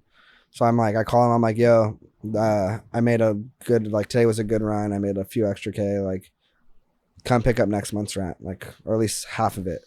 So you're doing just cash for rent. It wasn't anything. Cash and money orders. The first month I did straight cash. Security deposit, I did a money order. Yeah, it was just like split both. Just randomly, whatever. I'd ask him what did he want. Did the kid ever going up to our school? He was there. I found out it wasn't that school. This is where I thought you were being a high fucking dumbass because I didn't know the kid and I knew I knew. Nah, he went to. It was my first group homeschool. That's what it was. Yeah, because you were dead ass convinced. Yeah. Did he tell you went to your high school? No. Okay. You just forgot. Confused. Yeah, confused because I knew someone that looked just like him. Yeah. I was thinking of I forget his name, but he went to our school. Okay. Yeah, no, he went to a different old school that I went to, like growing up. That's why I thought it was sus. Like, I do not fucking know. Our school was small, a couple hundred kids. Very small. It wasn't that much, you know. Yeah, no. So the cops come and they're like, "We need you to catch him, all right?" Mind you, and there's a reward for doing it. So I'm like, "Fuck!" After all the money I just lost, and this guy just flipped my life upside down. Was doing so good, secured a nice crib, working every day. I'm like, "Bro, fuck you." So I call my one boy. You remember Eden? Big ass Samoan, tall dude. I call him over. And I'm like, bro, we got to get this fool. So I can tell him, I'm like, yo, I got like cash for you, whatever. And the feds are there. Bro, surrounded the whole block already. Wow. Just waiting to just grab him. Right? He pulls up, bro. And I'm like, yo, my bad. Like he's blowing my phone up. I'm like, I'm in the bathroom, like taking a shit. Give me a minute. I know, bro, because mind you, Kalen's on the phone with them at the time. Like the detective, like, he's here, like, hurry the fuck up. He's outside. They're like, all right, like, we're going to move in a second. Just wait. We're just waiting on a few more. Did it? Whatever. This fool ends up getting sussed out, right? And he starts, like, calling me, bro, texting me, like, bro, what are you doing? What's going on? Whatever. He's like, I'm just going to come in and get it. And I'm like, all right, bet. Bro, this fool comes in. Eden's right there behind the door with a baseball bat, right? Just ready to just crack him. The cop said, just get him, bro. Just get him. Whatever, bro. He's a big ass dude too. So Eden just cracks him. He comes through the door and Eden just cracks him, right? He like stumbles. Bro, I try to fucking like get him, like whatever. We're trying to get this fool, bro. He ends up somehow getting away from us, which is crazy. In the crib. In the crib, right? My dumbass, we never closed the door behind him or locked it. Like it was just that quick. I told Eden like Eden let him step in, lock the door, and just like beat the shit out of him until the cops come in. Like that's what I wanted to do, right? He ends up somehow getting out, right? I think he ran out the back door or through the garage door. Runs out, hops in his car, and smashes off, right? Now the cops Kevin's on the phone with them like, yeah, he just fucking smashed off in the car. They ended up catching him like 6 blocks down at the gas station right there by Denny's in Culver City. They catch him right there. Fucking, he had like got charged like possession of a firearm, whatever, all the shit. But he also had a federal charge. I never knew what it was. Like they never told me, but it was some like Fed time shit. Like he was going federal. I don't know what it was. He has like a few like theft charges, like all that, bro. They've been looking for him for years, bro, and I had no idea. No idea. Caught him after that. They caught him after that. So then we had to go to court and testify, right? Because now we're a witness. We're trying to obviously get every dollar back I just fucking spent. Could you get anything, or how does it work with restitution? You can't. Because he's just locked up. Yeah, he had no savings. Every dollar he scammed out of everybody and the 6 people before Ran through. Bro, he fucking went and bought a Hellcat. So I gave him, thank God I gave him a money order. I gave him a money order for $15K, right? So it was all written down. He goes to a dealership the day after. This is how good the detective was, bro. Some crazy shit. She finds a receipt from when he purchased the Hellcat. He put a $15,000 down payment plus like $7,000 cash on top, right? Finds the receipt. This fool left it in the glove box of what he paid for the car. And it shows when he purchased the car. It was the day after my money order was cashed. Literally the day after. Went and bought a purple wide body Hellcat. Nice as fuck, right? So there goes that. There's no money to get back from there. Every single dollar he got, bro, he just ran up, spent. Yeah. And so like, and also he's doing jail time now. He's facing like 39 years, no parole from everything. I mean, you were in the system, right? How does it work between feds and like regular shit? I never went Fed. Fed is some like whole other shit, bro. It's like another court you go to. Bro, yeah, it's because like, you went down for. That's like going like saying like juvenile hall and like actual prison. Like, yeah. You know, like fucking. When you get federal charges. Yeah. You're doing shit across state lines. You're doing Fed shit, government shit. Like it's just. Yeah. It's Fed. That's once you go Fed, bro, you're fucked. Like you're done. You're cooked. There's no, oh, let me do good behavior and get out, or let me do 40%, 50% of the time. No, you're fucked. You're fucked. How does it work? You were telling me this.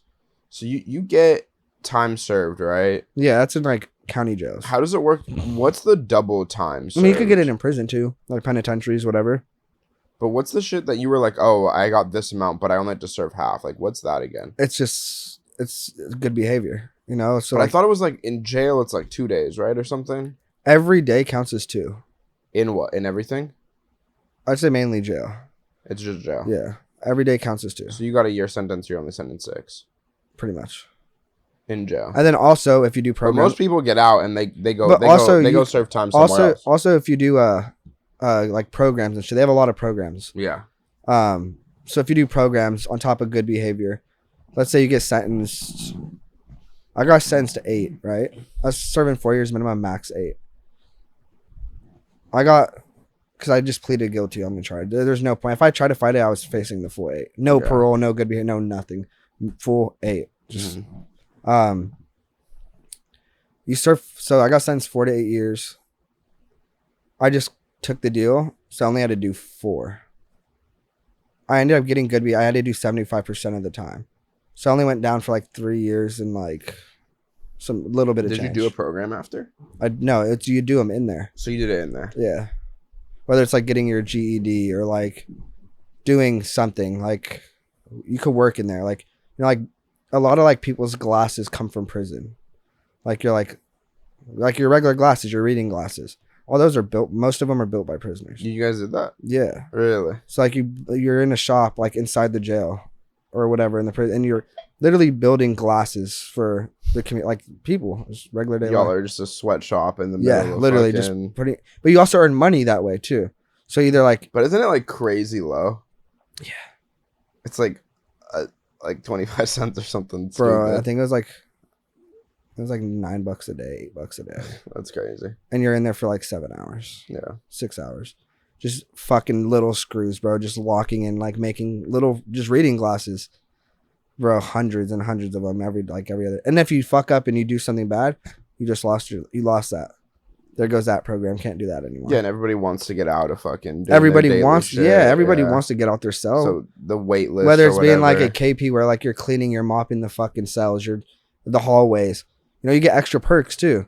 Like, bro, took me forever, but finally, like once I like settled, I'm like, all right, I'm realizing. Because when I first got locked up, bro, the first year, I was crying every day, bro.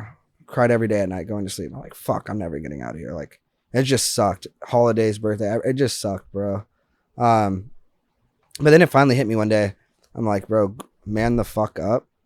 Get your time over. Stop like beating yourself up. Just make something out of it. Be productive. Whether it's reading more or doing this or working out or getting into those programs, because you have to get approved to be in those programs, right? You can't be fighting in there, catching other. You gotta know somebody, or you gotta be on good behavior. Yeah, somebody has to fuck with you to be like, no, this guy's good. Yeah, exactly. Because if you sit there like I did for the first year and throw fucking chairs and get pepper sprayed and cuss out guards every day, you go to sign up for a program, they're gonna be like, fuck you, you know? Just rip it up and throw it away.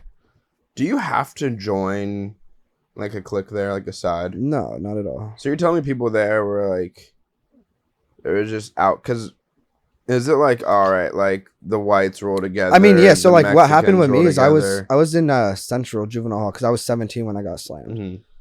But then I'm going to court for like 6 months. Everything went down.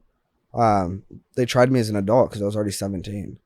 So once they tried me as an adult, I was in juvenile hall for like another like 2 weeks, and then they transferred me to Wayside Supermax. It's like a penitentiary. It's not far. It's out here. It's in LA or it's in? No, it's out of LA, but it's out here in California. Up north, right? Yeah, Wayside. You go there. Wasco or no? No, that's Wayside. I don't know where that's at. You go there, bro, and it's just like that's where it's like real shit politics hit, right? Blacks with the blacks, whites with the whites, Mexicans, or you could just run non-affiliated, you know. But again, people want protection. Exactly. Right, if some shit goes down or people thinks that you're. I mean, you'll be surprised, but running non-affiliate, like in there, like people won't fuck with you, but if they do, you just have to handle it yourself, and you have no one to back you, you know. But like other gangs are like let's say like. The only people that fuck with non-affiliates I feel like are other non-affiliates. Because if you're a non-affiliate, what are you going to go do fucking with a whole black gang, you know, or like a whole Mexican? You're going to get stomped and fucking, no one's going to do that. It's common sense. But so it really just comes down to race. Like all the gangbanging it's shit. race. Yeah, fuck yeah. Certain phones, you can't use that phone on the left, but you can use one on the right. Mm. You could go that water fountain and go get water from there, but don't go to the left. It's same shit. But like this all is the our this is our cribs, lunch table. This is their lunch table. All the shit like that. They all roll together. Yeah. Interesting. Yeah. I thought it'd even be clicked up in there too. Like that's where like in jail, it's like I feel like county jail. It's so like every one of themselves like you could like, oh yeah, he's from 18th Street. I'm from this. I'm from that. Like you have like little groups in there, but it's not like brothership. Like, you know, like when you go to like Wayside, it's like it doesn't matter if you're, let's say you run Hispanic in there, right? Cool, you got fucking 3 MS members and you got 2 18th Street members, which fucking hate each other. On the streets, they would instant murder each other. And they're like, cool, you'll fight, maybe like catch a fair one real quick, and then now you guys are united. Now you guys stick together, you guys stand for each other. It's like a community. You run that community, you're with that community. There's no like, oh, you shot my homie 6 months ago, now I have to kill you. Because then it's just you both are getting stomped the fuck out and you both are getting fucked up. You know, so it's just not like that. That's like a penitentiary though. Jail is like more for like every man to themselves. Was it a wake up call? For sure. Jail already, or like juvenile hall was a wake up call, bro. Let alone. Because you're out here for juvie, right? Yeah, I was in Central. I was in Los Padrinos. Then they transferred me to Silmar for some random ass reason, and then they transferred me to Central. And then the court I was going to was Inglewood Court. That was it. Which is weird because they have like 2 different courthouses for like, I don't know how they justify that or like how they make that happen. Like there's like LAX courthouse and then there's Central Juvenile Hall courthouse. I don't know what distinguishes like what or like why they send half the population to there and then I don't know. But I was in Inglewood Courthouse. Sorry, just so many heads. So many people getting locked up. Not one court could take all the cases. What would you do different? Like with jail shit, like what do you think could be different? Could be changed there? Honestly, bro, there's been a new show out on Netflix. It's cause like I forget what it's called, but it's like Doors Unlocked, or I think it's called like Unlocked or some shit. And like it's like at actual prisons, right? Not no like like like a real fucking prisons, right? Where people are facing like 30 years, 40 years, whatever, lifers. They'll unlock. There's a program. They unlock every single cell door. No more, like literally no more locked doors. You could walk out your cell. You could exit the pod. You could go to the day room. You could go play basketball. You could go do whatever you want. But like, you're supposed to work for like as like an actual community. No more black, whites, this, that. Like they just bring everyone together in the cell to do better and do good for like them each other, better their lives. Like bro, you should watch it. It's really good. And like you'll see, like at first when the program starts, it's chaos. It's fucking hectic. Fools fighting this, that. Like just don't know how to act. They've been in the cell for fucking 7 years, and now you could freedom. That's like they're giving them a little bit of freedom, unlimited. And if they're doing good, unlimited phone calls, fucking free commissary. You know, like they give you like all these like incentives to do better, bro. And like by the end of that season that you see, bro, they're fully changed people. They're just like, I want to do better. Like, so you think like freedom has something to do with it when you get locked for up? For sure. Not just being in the cell all day. If you got to sit in a 4x12 cell. So how long were you in the cells each day? Juvenile, bro, it was like a slap on the wrist. Like, you know, like you're in your cell like most of the day, but you're also like out in the day room for like 3 hours. You're outside for like another hour. Lunch, dinner, breakfast is an hour. When you said you went to max. Yeah, that was like 23 hours. It depends on what floor you're on, you know? I was on the 700 floor, so that was, you're in there like 23 hours a day. Damn. And then outside or the day room for another. Yeah, an hour. Eat in your cell, everything. That's just because I was a fucking idiot in there. Fighting, dumb shit. Being a part of riots, just being stupid, bro. Dumb. Not learning my lesson at all.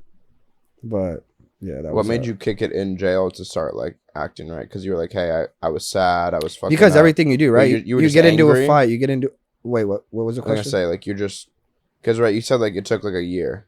At least a year. Minimum a year. You were just angry? Yeah. Just being like fired fuck the up. system. Yeah, fired up.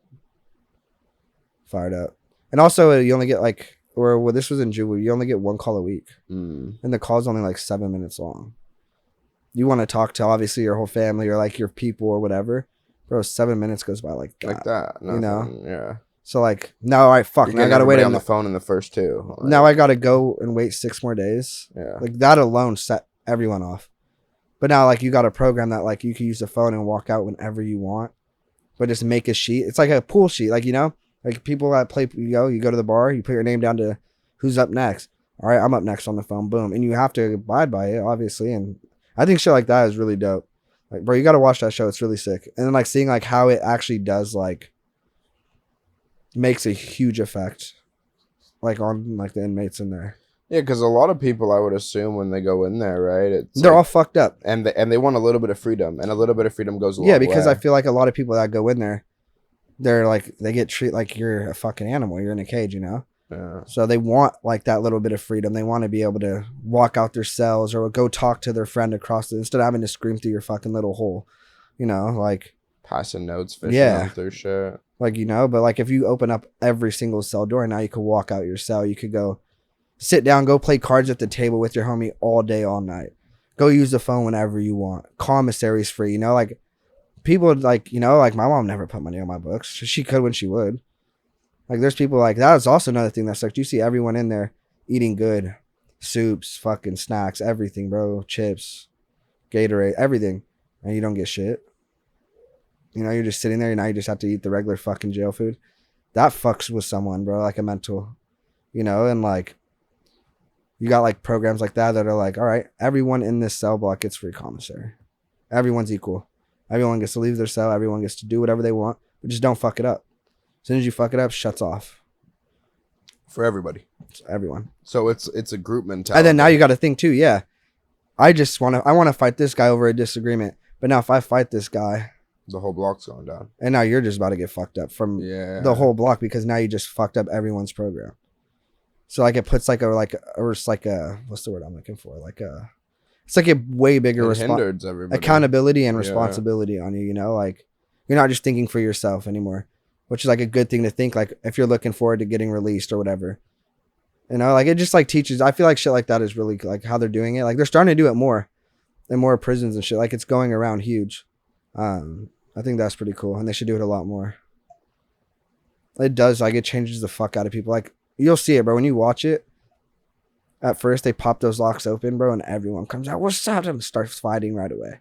All right, go back, shut down. They'll try it like 10 times until they finally get it right, and they're like, all right, you know, like no fighting, no this. I mean, everyone's probably heated. And there's a lot of shit going on. And bro, if you're getting free phone calls, free commissary, unlocked doors, bro. Most prisons are not doing that. 98% of prisons are still not doing that to this day. But that 2% is trying to change to get it like introduced into other prisons, and like that's what the show's about. Like a new season is a new prison that's doing it. So I think there's already like 3-4 seasons out that like are, and they're just going more and more and more and more that are like trying to do that program, which is sick as fuck. And if you watch it like from the beginning of the season to the end, all episodes, by the end of the episode, like the last episode, it's a whole different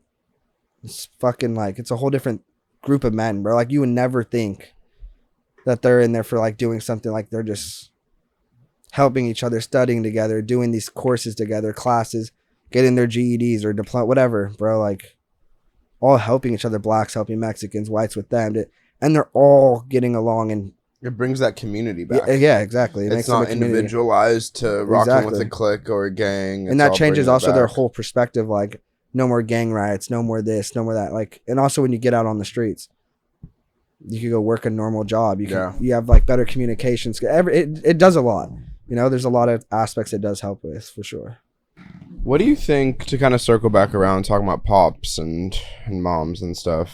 I mean, you're someone that's always wanted kids. I mean, you're one of my closest friends that have always talked about, bring this a little closer, you know, talking about having kids. Like, where did I mean, I really felt it like for you when you were going through a lot of health problems. What do you mean? I always just felt like when you were going through the shit, you were like, hey, I need to leave my legacy. Yeah. I mean, have you always wanted kids? Was it something that you really felt? Yeah, right. It's one of those things like before I never did. Yeah, but it's like as you go through hard times, you're like, "Fuck, I need to leave." Yeah, leave the last name. Not that like for sure. Like that also is what falls down to. Once Tim's dead, bro, there's no last name's gone. I'm like the only male left in the family. Like, you know, like same here. Bro, like I'm fucked if I mean, my sisters, yeah, they could be like, all right, since Tim died, like I guess we'll like, you know, but still. But your sisters, if they get married to somebody, they're taking their last name. Not necessarily. For the most part. Yeah. Yeah. Like if you find like a man that's like, all right, fuck it, like whatever. I get your situation. Whatever. Most people nowadays, sometimes they'll do the split last name. They do the hyphen, you know, in between. That's what I have. Really? Yeah. What's your hyphen? You never know. For real? I didn't know you had a hyphen. Then I'm your best friend? I didn't know you were the fucking hyphen. What's the hyphen? Ugh. What the fuck is that? Straight powder from the bro pack. This is why ons are not the move, bro. I don't know how the fuck you can do ons. Don't say my government. I didn't know that. Mm-hmm. Should we show it to the cam? Has your credit cards out for the cam? We'll make sure to bleep that out. But yeah, bro. I didn't know that. Hyphen. That's what a lot of people do. The hyphen. Fuck. So where did that start? What? Because I feel like in the last couple of years, I've heard you talk about wanting kids bad. I think as you get older, is it health? Yeah, and then just like everyone I know is having kids. And also, I just like think about it. I don't want to be a fucking old dad, bro. Like, I don't want to be 40 years old and fucking my kid's barely like graduating or like 50, you know, like I'm not trying to do that. I want to be able to like go on runs and like fucking be like a young dad. But if it was up to me, like, bro, I've already had so many kids. That just like didn't happen. Like on some real shit. Like probably I should have already had like 5 kids, 6 kids maybe. I wish I would have went like with the first one. The one they had abortion with, right? Yeah, when I was like 17. What do you feel about I was abortion? like 16. Fucks you up or what? At first it didn't, but I think now it does. Really? Yeah. Do you think it didn't? Because when I had an abortion with a girl I was talking to, it fucked me off the rip. Do you think you were just so out of it? I think I was just like, everything happens for a reason. Like, I feel like I was like thinking like, and that time I'm like, I mean, I couldn't imagine. I mean, my life would have been so much different though also too. Of course. Like if I was 16 and I would have had that kid, bro, how old would that kid? 7, 8, 9, 10. I'd already had a 10-year-old, bro. At 26, you know? Like that's crazy. That's crazy. You know, like, but at the same time, fuck it. Like I wish I would have went through with it, bro. Like I do. Now I look back at it, fuck yeah, I do. But also at that time I didn't have a say. I was locked up. And my mom at the time didn't like that girl because it was just a drug relationship. We were getting high together, fucking. Also, I was 16. The girl was like 23, 24. But like, yeah, bro. So my mom was like, either get an abortion or I'm fucking filing rape charges on my son, like from like you. And it was just bad. But what's so weird though now is my mom fucking loves the girl. Messages her every day, comments on all her Facebook posts. Bro. Who was this? We'll leave out the name. Yeah. Allison. I don't remember Allison. Yeah. Yeah. Bro, yeah. It's just crazy. I talk to her still too sometimes. Like she'll hit me up like, hey, how's life? All right. She has a kid now, right? Yeah. She has a kid. She does my name tatted across her chest too. Just fucking diabolical. Do you think abortions are fucked up? No. I mean, I feel like yes to a certain extent. Like if you wait fucking so long, like last minute to have an abortion when the kid's like already like yes. Do you think it's all about time? I think it's a time thing. So what do you think it is before? But also like you have to, I feel like it has to be a valid reason. Like, and whether like, let's say like rape victims, right? There should be no reason why, like, for example, Trump's trying to push no abortions. There should be no reason why a rape victim can't go and have an abortion when she didn't have no say-so or plan. The poor girl got raped, you know? Like, she shouldn't be forced to have that baby. That's going to cause trauma for the rest of her life. The girl will never be the same. You know, like... To know that happened from a fucked up situation. Yeah, you know? Like, you're going to look at that kid and be, like, distraught every single time. You know, it's just going to be a memory in your head, like, fuck, this happened because of this. You know? That 100%, yeah, I agree with. Fuck yeah, you should be able to abort for sure. Now for like, I mean, I guess like selfish reasons. I mean, I don't know. Like some people aren't ready to be like parents, you know, like I feel like that's, I don't know. That's such like, I feel like a sensitive subject to like so many people. I feel like if you're not ready for it, you're not ready for it. Do you want to make sure the kid has a good situation coming Yeah, out? like what are you going to do? Bring a kid into like you're homeless? And like still have the kid, you know, like barely surviving yourself, and like think you could raise a child. Like, what do they say? You need $100K a year to raise a child, like properly, between diapers, formula, all that shit, bro. You need a stupid bread. A lot of people can't do that, you know. That child shouldn't have to suffer and have a fucked up life.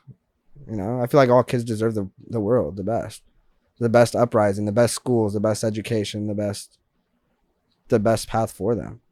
So I feel like if you can't provide that as like a parent, that's obviously something to talk about. What's something you would do different parenting that you saw from your parents or your mom? Shit. Be there. Just In be what there. way? Mentally, physically, everything. Because it's hard too, because my mom was always disabled. So she couldn't go out and fucking play catch and throw a football around or baseball. You know, I never had that. Or like, she can't teach me how to ride a bike. She can't even get on one herself. Or like, you know, there's no like, that is like a physical aspect. But I also feel like as like a mental aspect, like just being that she was always so barred out because of all the surgeries. Yeah. And like everything she was going through was taking like 5 oxys a day plus drinking, like just out of it, bro. She was fucking zonked out by 5 p.m. You know, so that too. That's what I would do different, for sure. Just be there. You felt she was really disconnected? Yeah, for sure. Just like checked out. She was checked in when she had to be, but also checked out. In like angry times, or what do you mean? When did she have to be checked in? For like school meetings, like, or just like something like just like normal shit. Hey, we got to be ready for the 7 p.m. I'm not Let me not drinking take today. a fucking hydro at 7 a.m. Yeah. You know, or at Oxy, but like, or like, all right, I gotta go grocery shopping on Sunday. Like laundry needs to get done. She would check in for shit like that, or like, fuck, I haven't cooked the kids dinner. Like, let me cook them dinner. Like shit like that she would do. But like for the most part after like that, it was just like lunch, dinner, if you're hungry, come tell me, let me know and I'll fucking cook you something, and then you're off on your own, go do whatever you want for the day. Do you think if you had a kid you could do the divorce thing? Cause you're weird with relationships. I mean, you got one girl that you're like, hey, she's the ride or die. Do you see that, like, you would never divorce anybody if you had a kid with them? Like, it would be them? I mean, I'm also so different about it. Like, I don't think you should get married until you... Most people are opposite. They like think like, all right, let me go get married and then have a kid. Fuck no. That's not how I think. My brain thinks, let me see how you are with the fucking kids before I sign half my life over to you. Let me see, because most parents, I feel like, talk about it like, yeah, I want to have a baby. Or like most couples, I want to have a kid. I want to have a child. They go, they get married, then they have a child, and it's a completely different relationship based off that child. Now they're arguing more. They're not the same. Shit comes in, you know? Comes into picture. But, yeah, no, I just feel like that's when I would be like, no, baby first, then marriage. So you don't think you know somebody until you have a kid? How you? No, not that. I just think like you don't know how they're gonna be. Because that's like what I always say, like, before you even get into anything. I mean, obviously you get serious with somebody, but you don't really know somebody till you live with them. So you think even living with them, you still need a kid with them to see how they react to shit? Fuck yeah. Let's say you have a girl, for example, right? She cusses at let's say you have a pet together, a dog. You cuss at the dog. You don't walk him. You treat him. You barely feed him. You barely do shit for the dog. What makes me think I'm gonna have a fucking kid with you? You know, a dog is just the same. It's a fucking another life you're responsible for taking care of, feeding. So how long would you say once you have a kid with somebody, you're gonna pop the I mean, ring? you'd be able to tell within the first year, 2 years. First year, 2 years of having a kid, I would be able to tell. Probably the first year. And then you're gonna get married. Then I would consider getting married. Yeah, for sure. It's still maybe a prenup, but like, I don't get the prenup thing. It's just saying you don't take shit. I don't get it though. Isn't it setting up for failure? No, I mean I get you. I mean, that's that's like having that thought of your head, like, all right, this is gonna fail. I mean, what else is it? But then you shouldn't get married. You know, at the same time. But what else is it though? We sign a business deal here, and we're like, all right, if shit goes bad, brother, you get half. I think it's just like a what if. Just throwing it out there is a what if. Anything's possible. You could be so head over heels in love with someone for years and years and years. But something happens. And then the next day you just wake up and you're just like, I'm over this shit. Fuck you. Yeah. You don't have respect for them no more, or like they did something, whatever. You know, you lose complete respect for them. Now you don't want anything with them. What happens if I'd have been fucked? You know, like the situation I've been in. What happens if I was married? What happens if I married that 3 years ago? Now I feel just tied because I'm married. Can't leave, can't do whatever, can't. Now you got to think about a whole fucking other perspective, you know? I feel like it's just a safety net. Like, it just, not saying that, like, you know, like, that's something else you got to tell your partner at the beginning. Like, I'm not saying XYZ is going to happen, but it's just a what if. People change, bro. Emotions change. The world changes. Shit changes. You know, people, I've known people that are married for fucking, like my parent, fucking 12 years. Cut. It dissolves. Yeah, bro. Like, you know, like, shit happens. Shit happens. It's not really like a putting it in the picture, like throwing it out there, like this is gonna happen. But have you ever been in love? It's just like a what if. Yeah, for sure. Fuck yeah. 100%. Yeah. How do you know? You just know. That's what everybody says. You Isn't just that so know. weird? You just know. Yeah, you just know. That's the same thing that I say too. You know. You just know. It's almost like what I've seen. Because, bro, you know me, bro. Like, I'm used to, like, especially back then, was the biggest fucking whore. Yeah. Biggest whore. Did I have feeling for any of the girls? Yeah, maybe I had a little bit. Was I in love with them? No. Was I in love with how they made me feel and, like, the sex or, like, whatever, the lust? Yeah. But, like, really in love with someone, like, spiritually, emotionally, like, connect, like, your person, you know? They could just look at you and tell something's wrong. You don't even have to say anything. Just looking at you, what's going on. Like, something's, you know, you already know they're mad, sad, whatever, thinking too much in their head. That's love. That's the biggest thing. It's like you're almost like a machine. You're programmed you to them. pick it up when they're down, right? Like when you're down, they pick it up. When they're down, you pick it up. Yeah. It's like a programming. You're already built in. You know that machine. What do you think? Because you've been somebody that's, you know, been with someone for a while and then messed with some other chicks. Yeah. What do you think those other people do? Is it just like fun? What do you mean? Is it, are you trying to find that in somebody else? No. Like, are you trying to find fun? Are you, like you said, hey, sex, like what? Like I said, like, you know, like how I said, like, a few minutes ago, like, you could be so in love with someone for years and then, like, something just changes. Whether it's that person did bad, you did bad, whatever. You think that's what it is for you? You know my situation. A little. But, like, for sure. For sure. We live together a little bit. I just, like, shit changes, bro. Like, people just get tired of the same shit. Is that what happened with you? Yeah, for sure. Just got tired. What were you tired of? Everything. Just not changing. What I feel like a lot is it with you is the beginning. What do you mean? It's like building a house. The foundation. Every time I ever hear you argue with your lover. Fuck no. It's Don't even say that. Don't even say that. It's the beginning. It's the beginning. It's you don't trust that. And I think that's what happened with my last relationship. The foundation was there. Trusting comes into play.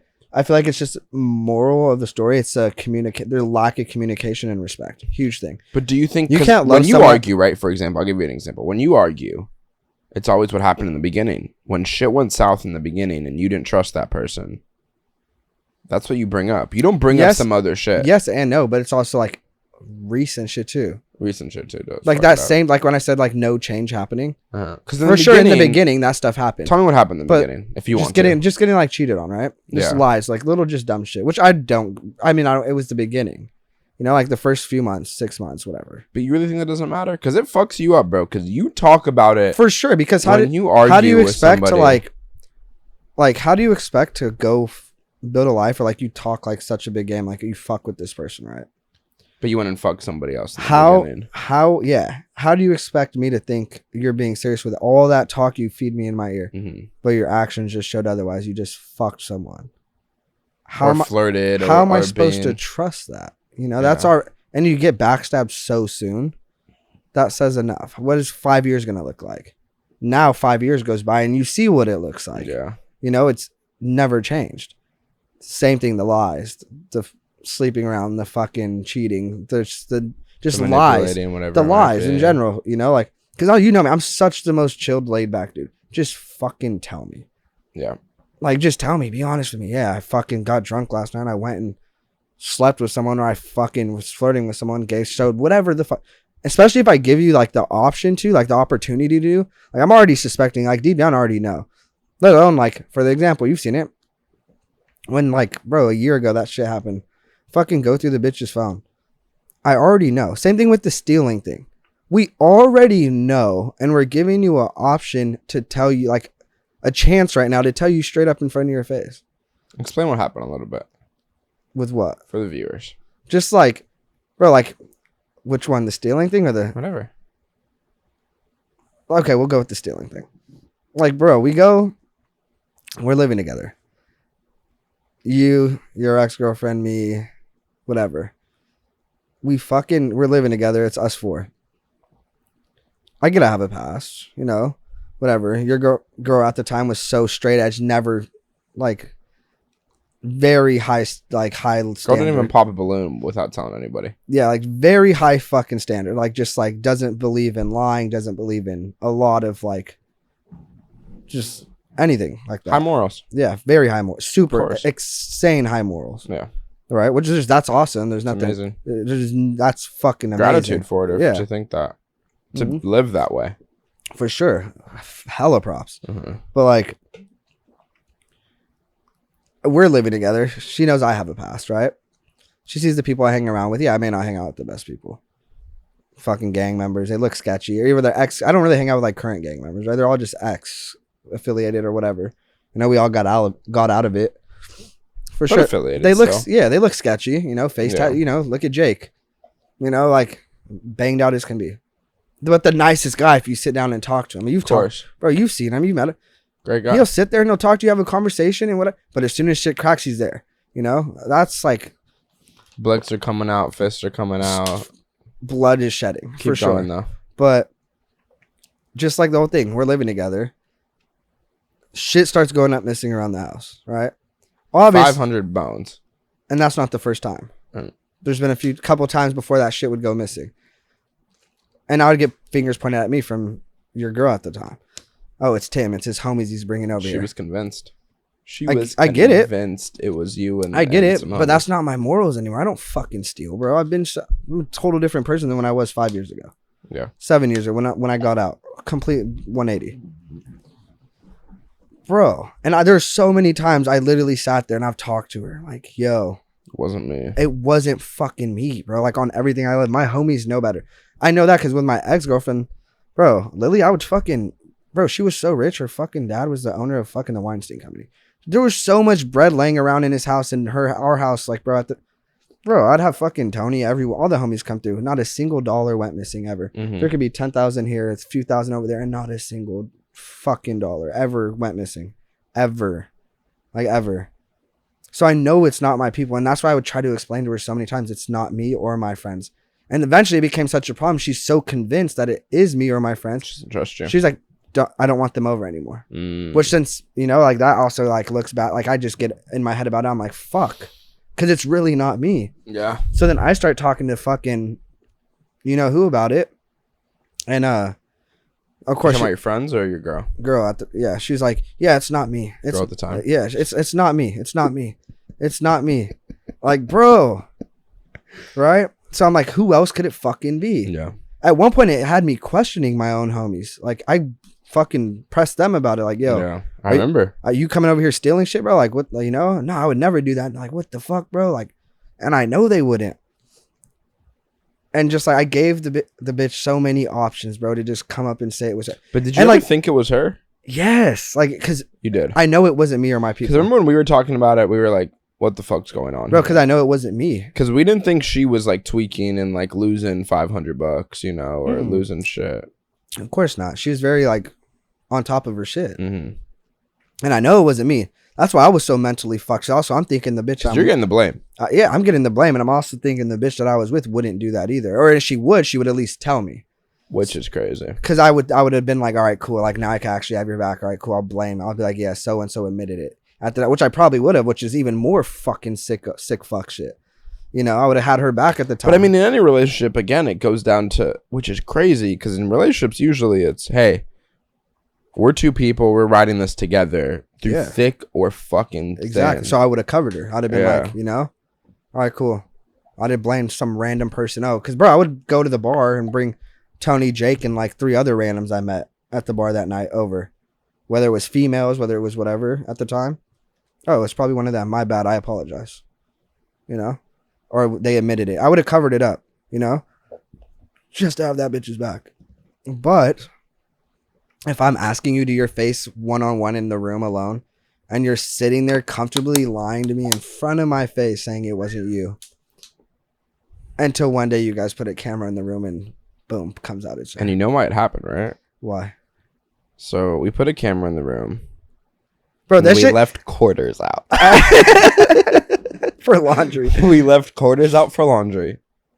She takes a handful of the quarters, looks directly at the camera, looks directly. She didn't back. realize the camera was there at first. She didn't when she picked up the quarters, but then she looked at the camera because there was a light or something. It was one of those Amazon cameras.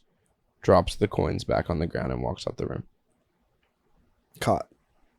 You know, if someone's gonna take $5 worth of quarters, 500's nothing. And going in your room. Yeah. Let alone going in the room. For sure. Doors closed and you're going in the room. Yeah, doors closed. They're not there. Yeah. Do you think monogamy... That camera never caught me once even go in that room. One time ever. Do you think monogamy is essential in relationships? What do you mean? Monogamy means like being with one person and one person only. Yeah, for sure. 100%. You think? Because that just brings up a whole bunch of like issues and shit. But it's also so complicated. I feel like it depends on the person's life. You know, everyone's different. It depends on situation. So do you think you can work with talking to multiple people? In the long run? Because you've been with someone that's been with... In the long run, no. It's like, it's quick money. It's fat. It's like quick money. Like, you know, it goes and it comes and it's... In the long run, malleable, being actually something that can hold on for a long time. But that's what everyone desires, you know, even as men. I desire that. You desire that. You want one person that you could trust and rely on and sit there and not have a fucking doubt in your thought that some shady shit is going on. Or like some weird shit, you know? Everybody wants that. For sure. Because you did it for a while. Bro, I was the most loyal man for a while. What, 2 years? Bro, fucking longer. Like, yeah. I was with Lily, bro, for 4. And I was loyal and never even looked at a girl, texted a girl. Bro, nothing, bro, for at least 3. Nothing. Not a single thing in the world. Not even look at a bad bitch on the side like, oh, damn, she's bad. Not even have that thought. I was so content and happy in what I had going. I was just no need. I didn't. But so when you're saying back again, do you think it was trust or what was it there? Was it just the future you saw with that person? Everything. What you built already. Everything. Everything was amazing, bro, at first. The first 3 years was... Are we talking about... Chef's kiss. Point 1.0 yeah, or, main, yeah. Or 2.0? 1. Okay. Yeah, 1.0. The one you lived with? Yeah. The... in Santa Monica. Yeah, in Santa Monica. So that was 2.0. No. Oh, that's the one. Yeah. We'll bleep out names if you want me to. Yeah. But, probably should. Relationships are hard, especially in the city too. I think that living in a smaller town, it's a little different. Oh well, yeah. In the city, but also no. Let me stop you there, bro. For example, Indiana. I'm in the smallest town right now out there, right? Mm-hmm. Population's like 4,000, which is big, but most of them are old people, you know. So like that's small. Compared to towns, bro. That's we're talking millions of people in LA. Bro, the group of people that you see, like younger crowd, you see them every time you go to the bar. It's the same faces. Some high school You have no choice but to be, hey, how's it going? How are you? How's your week been? Yeah. You know, like, that's why I've been out there now. You have no choice but to be cool with them and see them every single fucking day. Like, you go to the gas station. It's the same 3 gas station workers you see for the last... It's family owned. We got the daughter, the mother, the dad working there. Yeah, exactly. Bro, it's like, but it's also like you go out there now and like you're the new meat out there, right? So like every fucking single girl in that bar is just wanting to fuck you. And also being from LA, I think that LA holds a lot of mallet everywhere because of Hollywood. Yeah, Beverly Hills. It's like that little, just like... Yeah, people want that Hollywood. Like I've talked to people out there and they're like, damn, you're really from LA. Like, what's it like out there? I've always wanted to go. Yeah. Oh my God. Like, they have that big glam on it. But it's really not. But like I don't know though because it is though. Think about it, right? I mean, when we grew up, we watched TV. We know all these TV. We know all these movies that influence the fuck out of people. These huge. There's nothing bigger than Hollywood actors, right? I mean, those people are all in those movies, all in those scenes. That's what people want to be like. But it's also like I get that too because like for example, me and Jill were talking the other day, having a big like deep talk. We were talking about like girls acting right, like knowing their place, or not like really knowing their place, but just like. Know when to pick your argument or like just different life aspects, right? Yeah. We're talking about it. I told you, I was like, what do you expect from a girl that sits there and watches like Temptation Island every single fucking day? What is that, like Love Island? Yeah, but it's just like you're cheating on your partner, you're hooking up with other people, or you're doing this, trying to see if like whatever, right? Trying to find the best. That's just fucking toxic shit, Yeah. just loading in your brain. Why don't you go watch Game of Thrones? Right? Go watch Game of Thrones and teach you how to be a fucking, like, you know? Well, I think it's drama. For sure. I think Most a people are huge thing's especially drama. if a lot of females. They're more they go towards drama. Yeah. You know, but like what you watch is like a huge key factor. Like, you know, I'd rather sit at home if I'm a watch. I'd rather watch like documentaries or like live shit like podcasts. But like bro, I fall asleep watching Joe Rogan. You put me on. I remember we were sleeping at your mom's house one time, and we were fucking sharing the bed, and you're like, bro, I'm putting on a podcast to go to sleep. And I'm like, all right, I'm drunk. And I'm just sitting there in bed, just like listening to every single, fell asleep, bro, perfectly fine. Changed my whole mood on how I woke up to. Like, I felt so good. Can we talk about how we both have dated females that wake up to being pissed the fuck off? Oh, that's a huge thing. That is such. Bro. Waking up with somebody that gets heated. How bad it brings a little closer. How bad is it? It's so hard, Bro. It sets the tone for the whole day. because you're a morning person like me. Don't wake me up in the morning already bitching. For anyone I don't out know there how that someone- sees this, do not do not wake me up in the morning, bitch. Have it so hard enough already getting up. Like, my brain takes a minute to start up. As soon as I But hear, you're not an asshole though. oh, I will be a fucking. I've lived with you. Like, you take a minute to get up, but like you're not like. Well, it's different when you wake me up, and a bitch wakes me up. Yeah. Because I love you and I respect you. Yeah. A bitch, I'll be like, fuck you. Let me fucking like. Do my thing. Yeah, bro. Like, I gotta wake up, chug a water first, pop a Zen, go brush my teeth, throw some water on my face. Then you could bitch at me, maybe. Yeah. As soon as I sit up in bed, or like the first 5-10 minutes of me waking up, and some shit gets said or started, you just set the tone for the whole fucking day.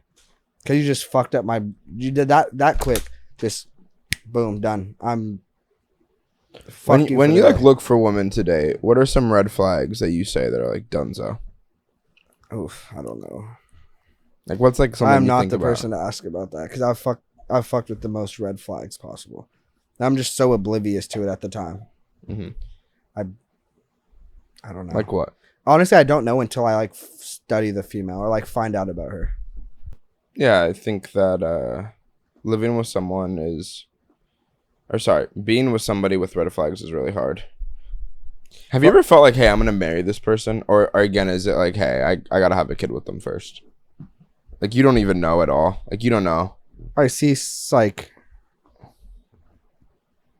with like a certain person, yeah, for sure. Like, is it all about the kid? I'm not gonna state a name, but like for sure, there's been a couple females that have been like, yeah, this is for sure. Like, I wouldn't mind fucking popping a baby out tomorrow with them, you know? Like, But married is about the kids to you. yeah, I'm not gonna marry a bitch, bro, that can't fucking take care of a kid. Yeah. Or like the whole demeanor changes and just like turns into, I don't know. Like, I've seen it, bro. Like, I have homegirls that like actually like had kids, and I've been at the house with her and like my boy, her baby daddy, and it's just as soon as they have a kid, just they had the best relationship, and then they have a kid, and it's just, bro, just shit. Everything changes. Shot. Yeah, done. In Just- what way? Oh, in the worst way possible. Just Such as? respect, the way they talk to each other, the way they communicate, the way they are for their kid. Well, I've watched a kid for 5 hours a day. You fucking do your job, bitch. Like, and like they go at it, bro. Like, you know, like it shouldn't be a thing like that at all. It shouldn't be like, oh, I got a time limit with them. Now you have the rest of the night, or that should not be a thing. It should be like a both come together thing, and you fucking do your part as a parent. Whether your girl at the time, whatever, needs relaxed and needs some time away. All right, babe, go to the mall. Here's some money. Go get your nails done. Go do that. I'll watch over the kid. Just out of the kindness of your heart. Don't even like, not even her having to say it. Go do it. Go take some time away. Oh, baby, you've been with the baby all day today. Go to the bar for a little bit. Go hang out with your boys. All right, boom, done. That, like, whatever. It should be like a mutual thing, and just like both understanding that. Like, I feel like it shouldn't be like I've seen it, like the homies that have kids with them, bro. 99% of the homies I have that have kids are not with the baby mama. Mm. The only one that's still with the baby mama is Freddie. Out of all the kids, out of all the people, bro. How many kids does Freddie have? 3. Bro, and he's still going strong with it. Sure, they have problems. Sure, they fight. But they still stick the fuck together, bro. You think that's how you would do it? Like, do you think you could do the baby mama thing? It'd be like through thick or thin. Bro, once you have my spawn, there's no going back. Yeah. That is the sealed in deal. There's no, we're separating for 3 months and then getting back together, or we're breaking up and doing this. I'd be damned, bro, if I have a kid and I'm not in that child's life or living with, no, fuck no. No, hell no. How many kids do you want? 2. Boy and girl. 5 more, fuck it. I'll be like Octodad. Have like fucking 8. 8 fucking kids? Yeah. It's meant to be. It's meant to be. But as soon as I have that first one with that first woman, bro, it's done. You're stuck. Like once you have a kid with someone, bro, you're tied for life. There's nothing that's separating that. Sure there is. There's people. Like I've seen it, you know. Mm-hmm. To switch the topics a little bit, you've wanted to be in the military. What branch did you want to join? Bro, if I could go tomorrow to like some like SOCOM 6 type shit, like pop out the water, AR-15 suppress, and just like. What is that? Is that like PMC or what? Is that just like the military? most? Yeah, just like private, like just like elite shit. Because weren't you trying to be in the army? Bro, I tried to go into the Marines when I first got out. Mm. I got rejected because like past felonies, and then once I got all those dropped, it came down to tattoos. I mean, now I heard there's waivers that like they don't really give a fuck because they need as many people as they could get. They're just like, all right, cool. Tattoos don't matter now. But when the last time I applied or like tried to get in, it was like 4 years ago, 3 years ago. I think it was like 4 years ago. It was tattoos. Having cities, having shit like that. Gang affiliated, but just like cities. You general. Can't have a flag on you. You can't have a city. You can't have a state. You can't have a hood on you. You can't have like there's certain requirements that you can't have. Yeah. At one point, you couldn't even have a cross on you. You can't. Like even religious based stuff, really. Yeah, you can't have shit. I didn't know that. Yeah. And now a lot of it's changed though. So I don't know what it is now. I haven't looked into it. Now like my whole shit's changed. I don't really want to do that no more. Unless it was because you have to like now rank up. I don't want to just join the Marines and be a basic ass fucking Marine. I want to like shoot to the top, like a little cheat code. Just all right, you're already at the top. That takes years, bro. I'm not ready to go 20 years just to get to the top. By that time, I'm already want to retire. You know. Your uncle was in the military, right? Yeah, for like 30 years. Wow. What did he do?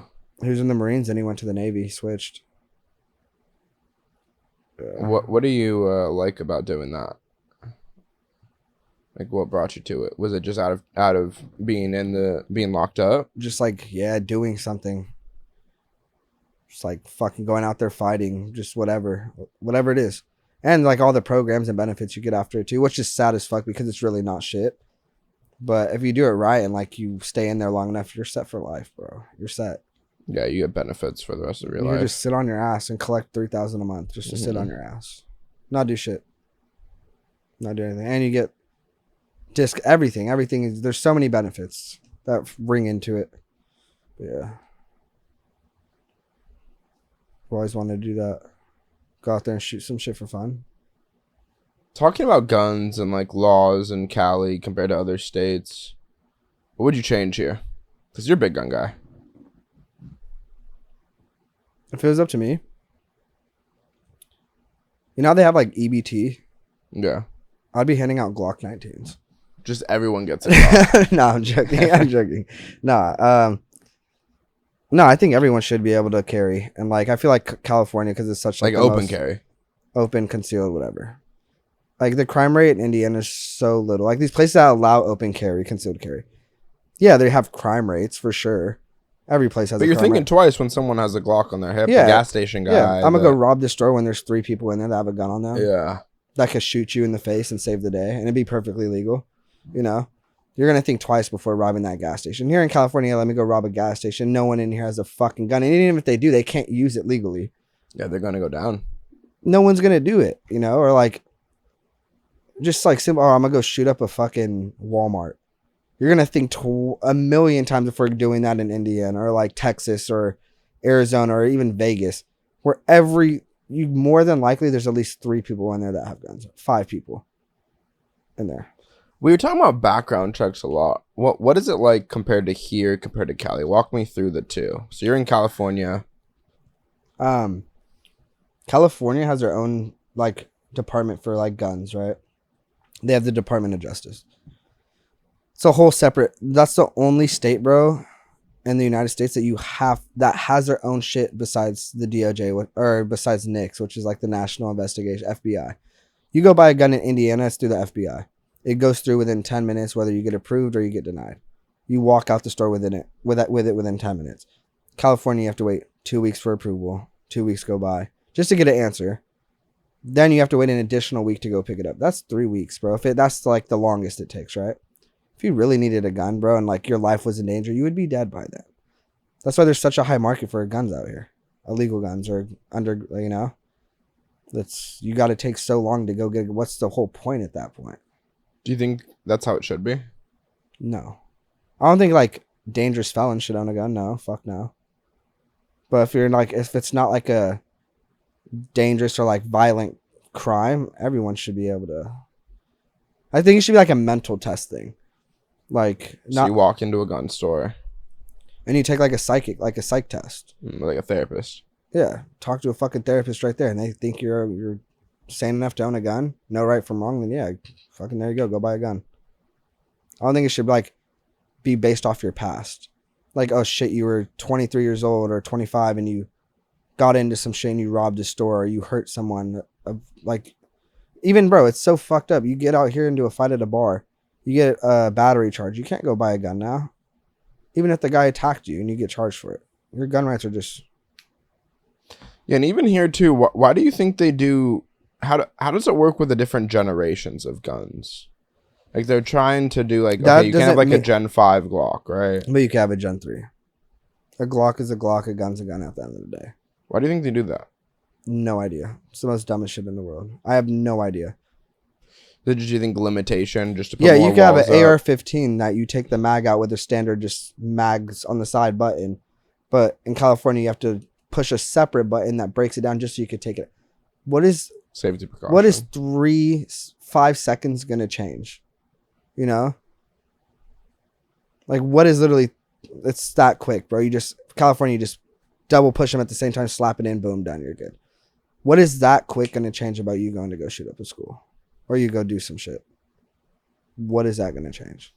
So if it would be a psych test, do you think it would be like a long-term psych test, or what would you? I don't think just a psych test. Obviously, like a real, like actual background check, because you have to know like what you're, you know. But you think like a waiting period? I don't know. Because in Indy, like if you get it, so like there's 3 things. Minutes in, there's 3 things you can get. You can either get approved right away. In Indiana, you walk out with it. You can get undetermined. It's like on a hold, pretty much. Yeah, which they don't know yet. But in Indiana and all these other states, they go by what's the name of it? It's the Brady date. So that means within 3 days, if they don't hear back from the national, like the whatever, the FBI, they automatically can release it to you. They'll release it to you. Yeah, that's the loophole.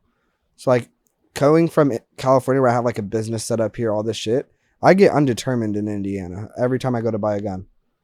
I just pick it up 3 days later, and they just let the FBI know, hey, we released the firearm to them. Perfectly fine, legal. Boom. You just waited 3 days, and now you just go pick it up. Is there California ammo restrictions in Cali? No. Well, California, you need to have a whole background check just to buy ammo. And what's the thing about you have to have the gun, right, to get the ammo? They did that for a while, but now they don't really. Okay. It's not a thing no more. What was it? It was just like I said, California has their own background check judicial system about firearms, right? Mm-hmm. So like on file, if let's say you buy a Glock 19, right, 9mm from California, they had a thing where you could only buy 9mm ammo. If you went in there and go try to buy 5.56s for AR-15 or 38s, 350, yeah, what gun do you have that we don't know about that you need this ammo for? You know, that's how it came down to, which is the dumbest shit ever. It's just like a control thing. They're just trying to control it. It's just a big control thing. They just want to be able to control you, what you have access to. California, though, let's say you go buy a gun, right? You get an approval, but it takes 2 weeks. If you get undetermined, they can't release the gun to you. And if you get denied, you can't apply for a gun for 3 years. Really? Yeah.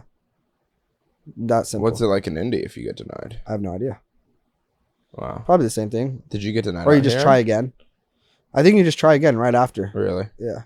Because when I bought a suppressor out there, I got denied.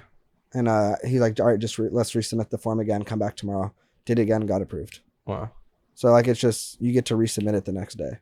Out here, you won't be able to do that. They're just as far as I think. Yeah. I think they'll just be like, fuck you.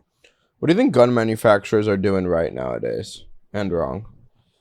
Because the whole game's changing. I mean, it's going really kind of corporate. Really. I mean, I think it's just like they're all in competition, right? You got Staccato who sells the top of the line, like Illadelph quality fucking 2011s, right? But then you got like Gerson or like so many different brands out there that are under beating their prices. Like, yeah, you could go buy a $5,000 Staccato, or you could go buy a $2,000 Gerson or whatever brand, or a Springfield Prodigy, and it's exact look side by side. They look identical. It's just a competition at the end of the day. Who could be under whatever? Just literally a competition. All right, we're producing the same product, but it's a lot cheaper. Why do you think Glock had the name? Has like such the hype? It's reputable. You think it's just for sure reliability, and the price tag. You go buy a Glock. They're almost the cheapest guns out, right? You can buy a Glock 19 for fucking $500-$600, right? Depending on what gen it is. Yeah. Some of them go up to like 700. The new ones, Gen 6s, but like, you go buy one of those. You can have that for the rest of your life, and it will run every single time. Yeah. Through dirt, through mud. Unless you throw some shit ass reloads in it. Yeah. And it fucking blows up. Yeah. But like, other than that, if you just buy like a regular box, it's gonna work. It's gonna run. When you pull that shit, it's gonna go bang. I don't get the whole reload hype. Don't either. It's just being cheap. Yeah. So a lot of people build their own ammo in Indy. Yeah. But they actually know what they're doing. Right. I know a guy right. Metal. I know a guy. He's like in his 70s. I go shooting with him sometimes. Talk about like he was in the war, all that shit. Bro, all his ammo's reload, thousands and thousands. I've never seen his shit jam or do anything. Yeah, he's got it on lock. On lock. That's dope. Like you could do it. If you know how to do it, then do it. Yeah. Save you a fuck ton of money on taxes. Most of it's all just from taxes. Because the amount of money you buy, like you buy gunpowder, you buy the primer, you buy the shell casings. You can put it all down. Or unless you just reuse the shell casings from whatever. You can always reuse shell casings over time. It's going to be around this sketch though. Like the metal's warped. It doesn't seem. That's what the machines do. Yeah, it brings it back to the natural state. Like a shotgun primer, like a shotgun machine. Shotguns make sense. Like it's easy. You just fucking get the thing, you prime it down, it pops the shell back into normal. But I'm talking like AR ammo. You can still do the exact really? same. Exact same. I appreciate you coming on, bro. And then you can like crimp the fucking end of it. Like it's all the same. There's a machine for all of it. Yeah, no, it all does it. It all does the same. We gotta go shooting soon. I feel like the biggest thing it just falls down to is do you want to pay taxes every time you go buy ammo? Because ammo taxes is fucked, especially out here. That's insane. Bro, I went and bought I wanted to only spend like $500, $600 on ammo, like buy some AR rounds, 45, whatever. My bill came out to like $900 to $1,000. It's $400 extra in taxes. I did it once, which is in California.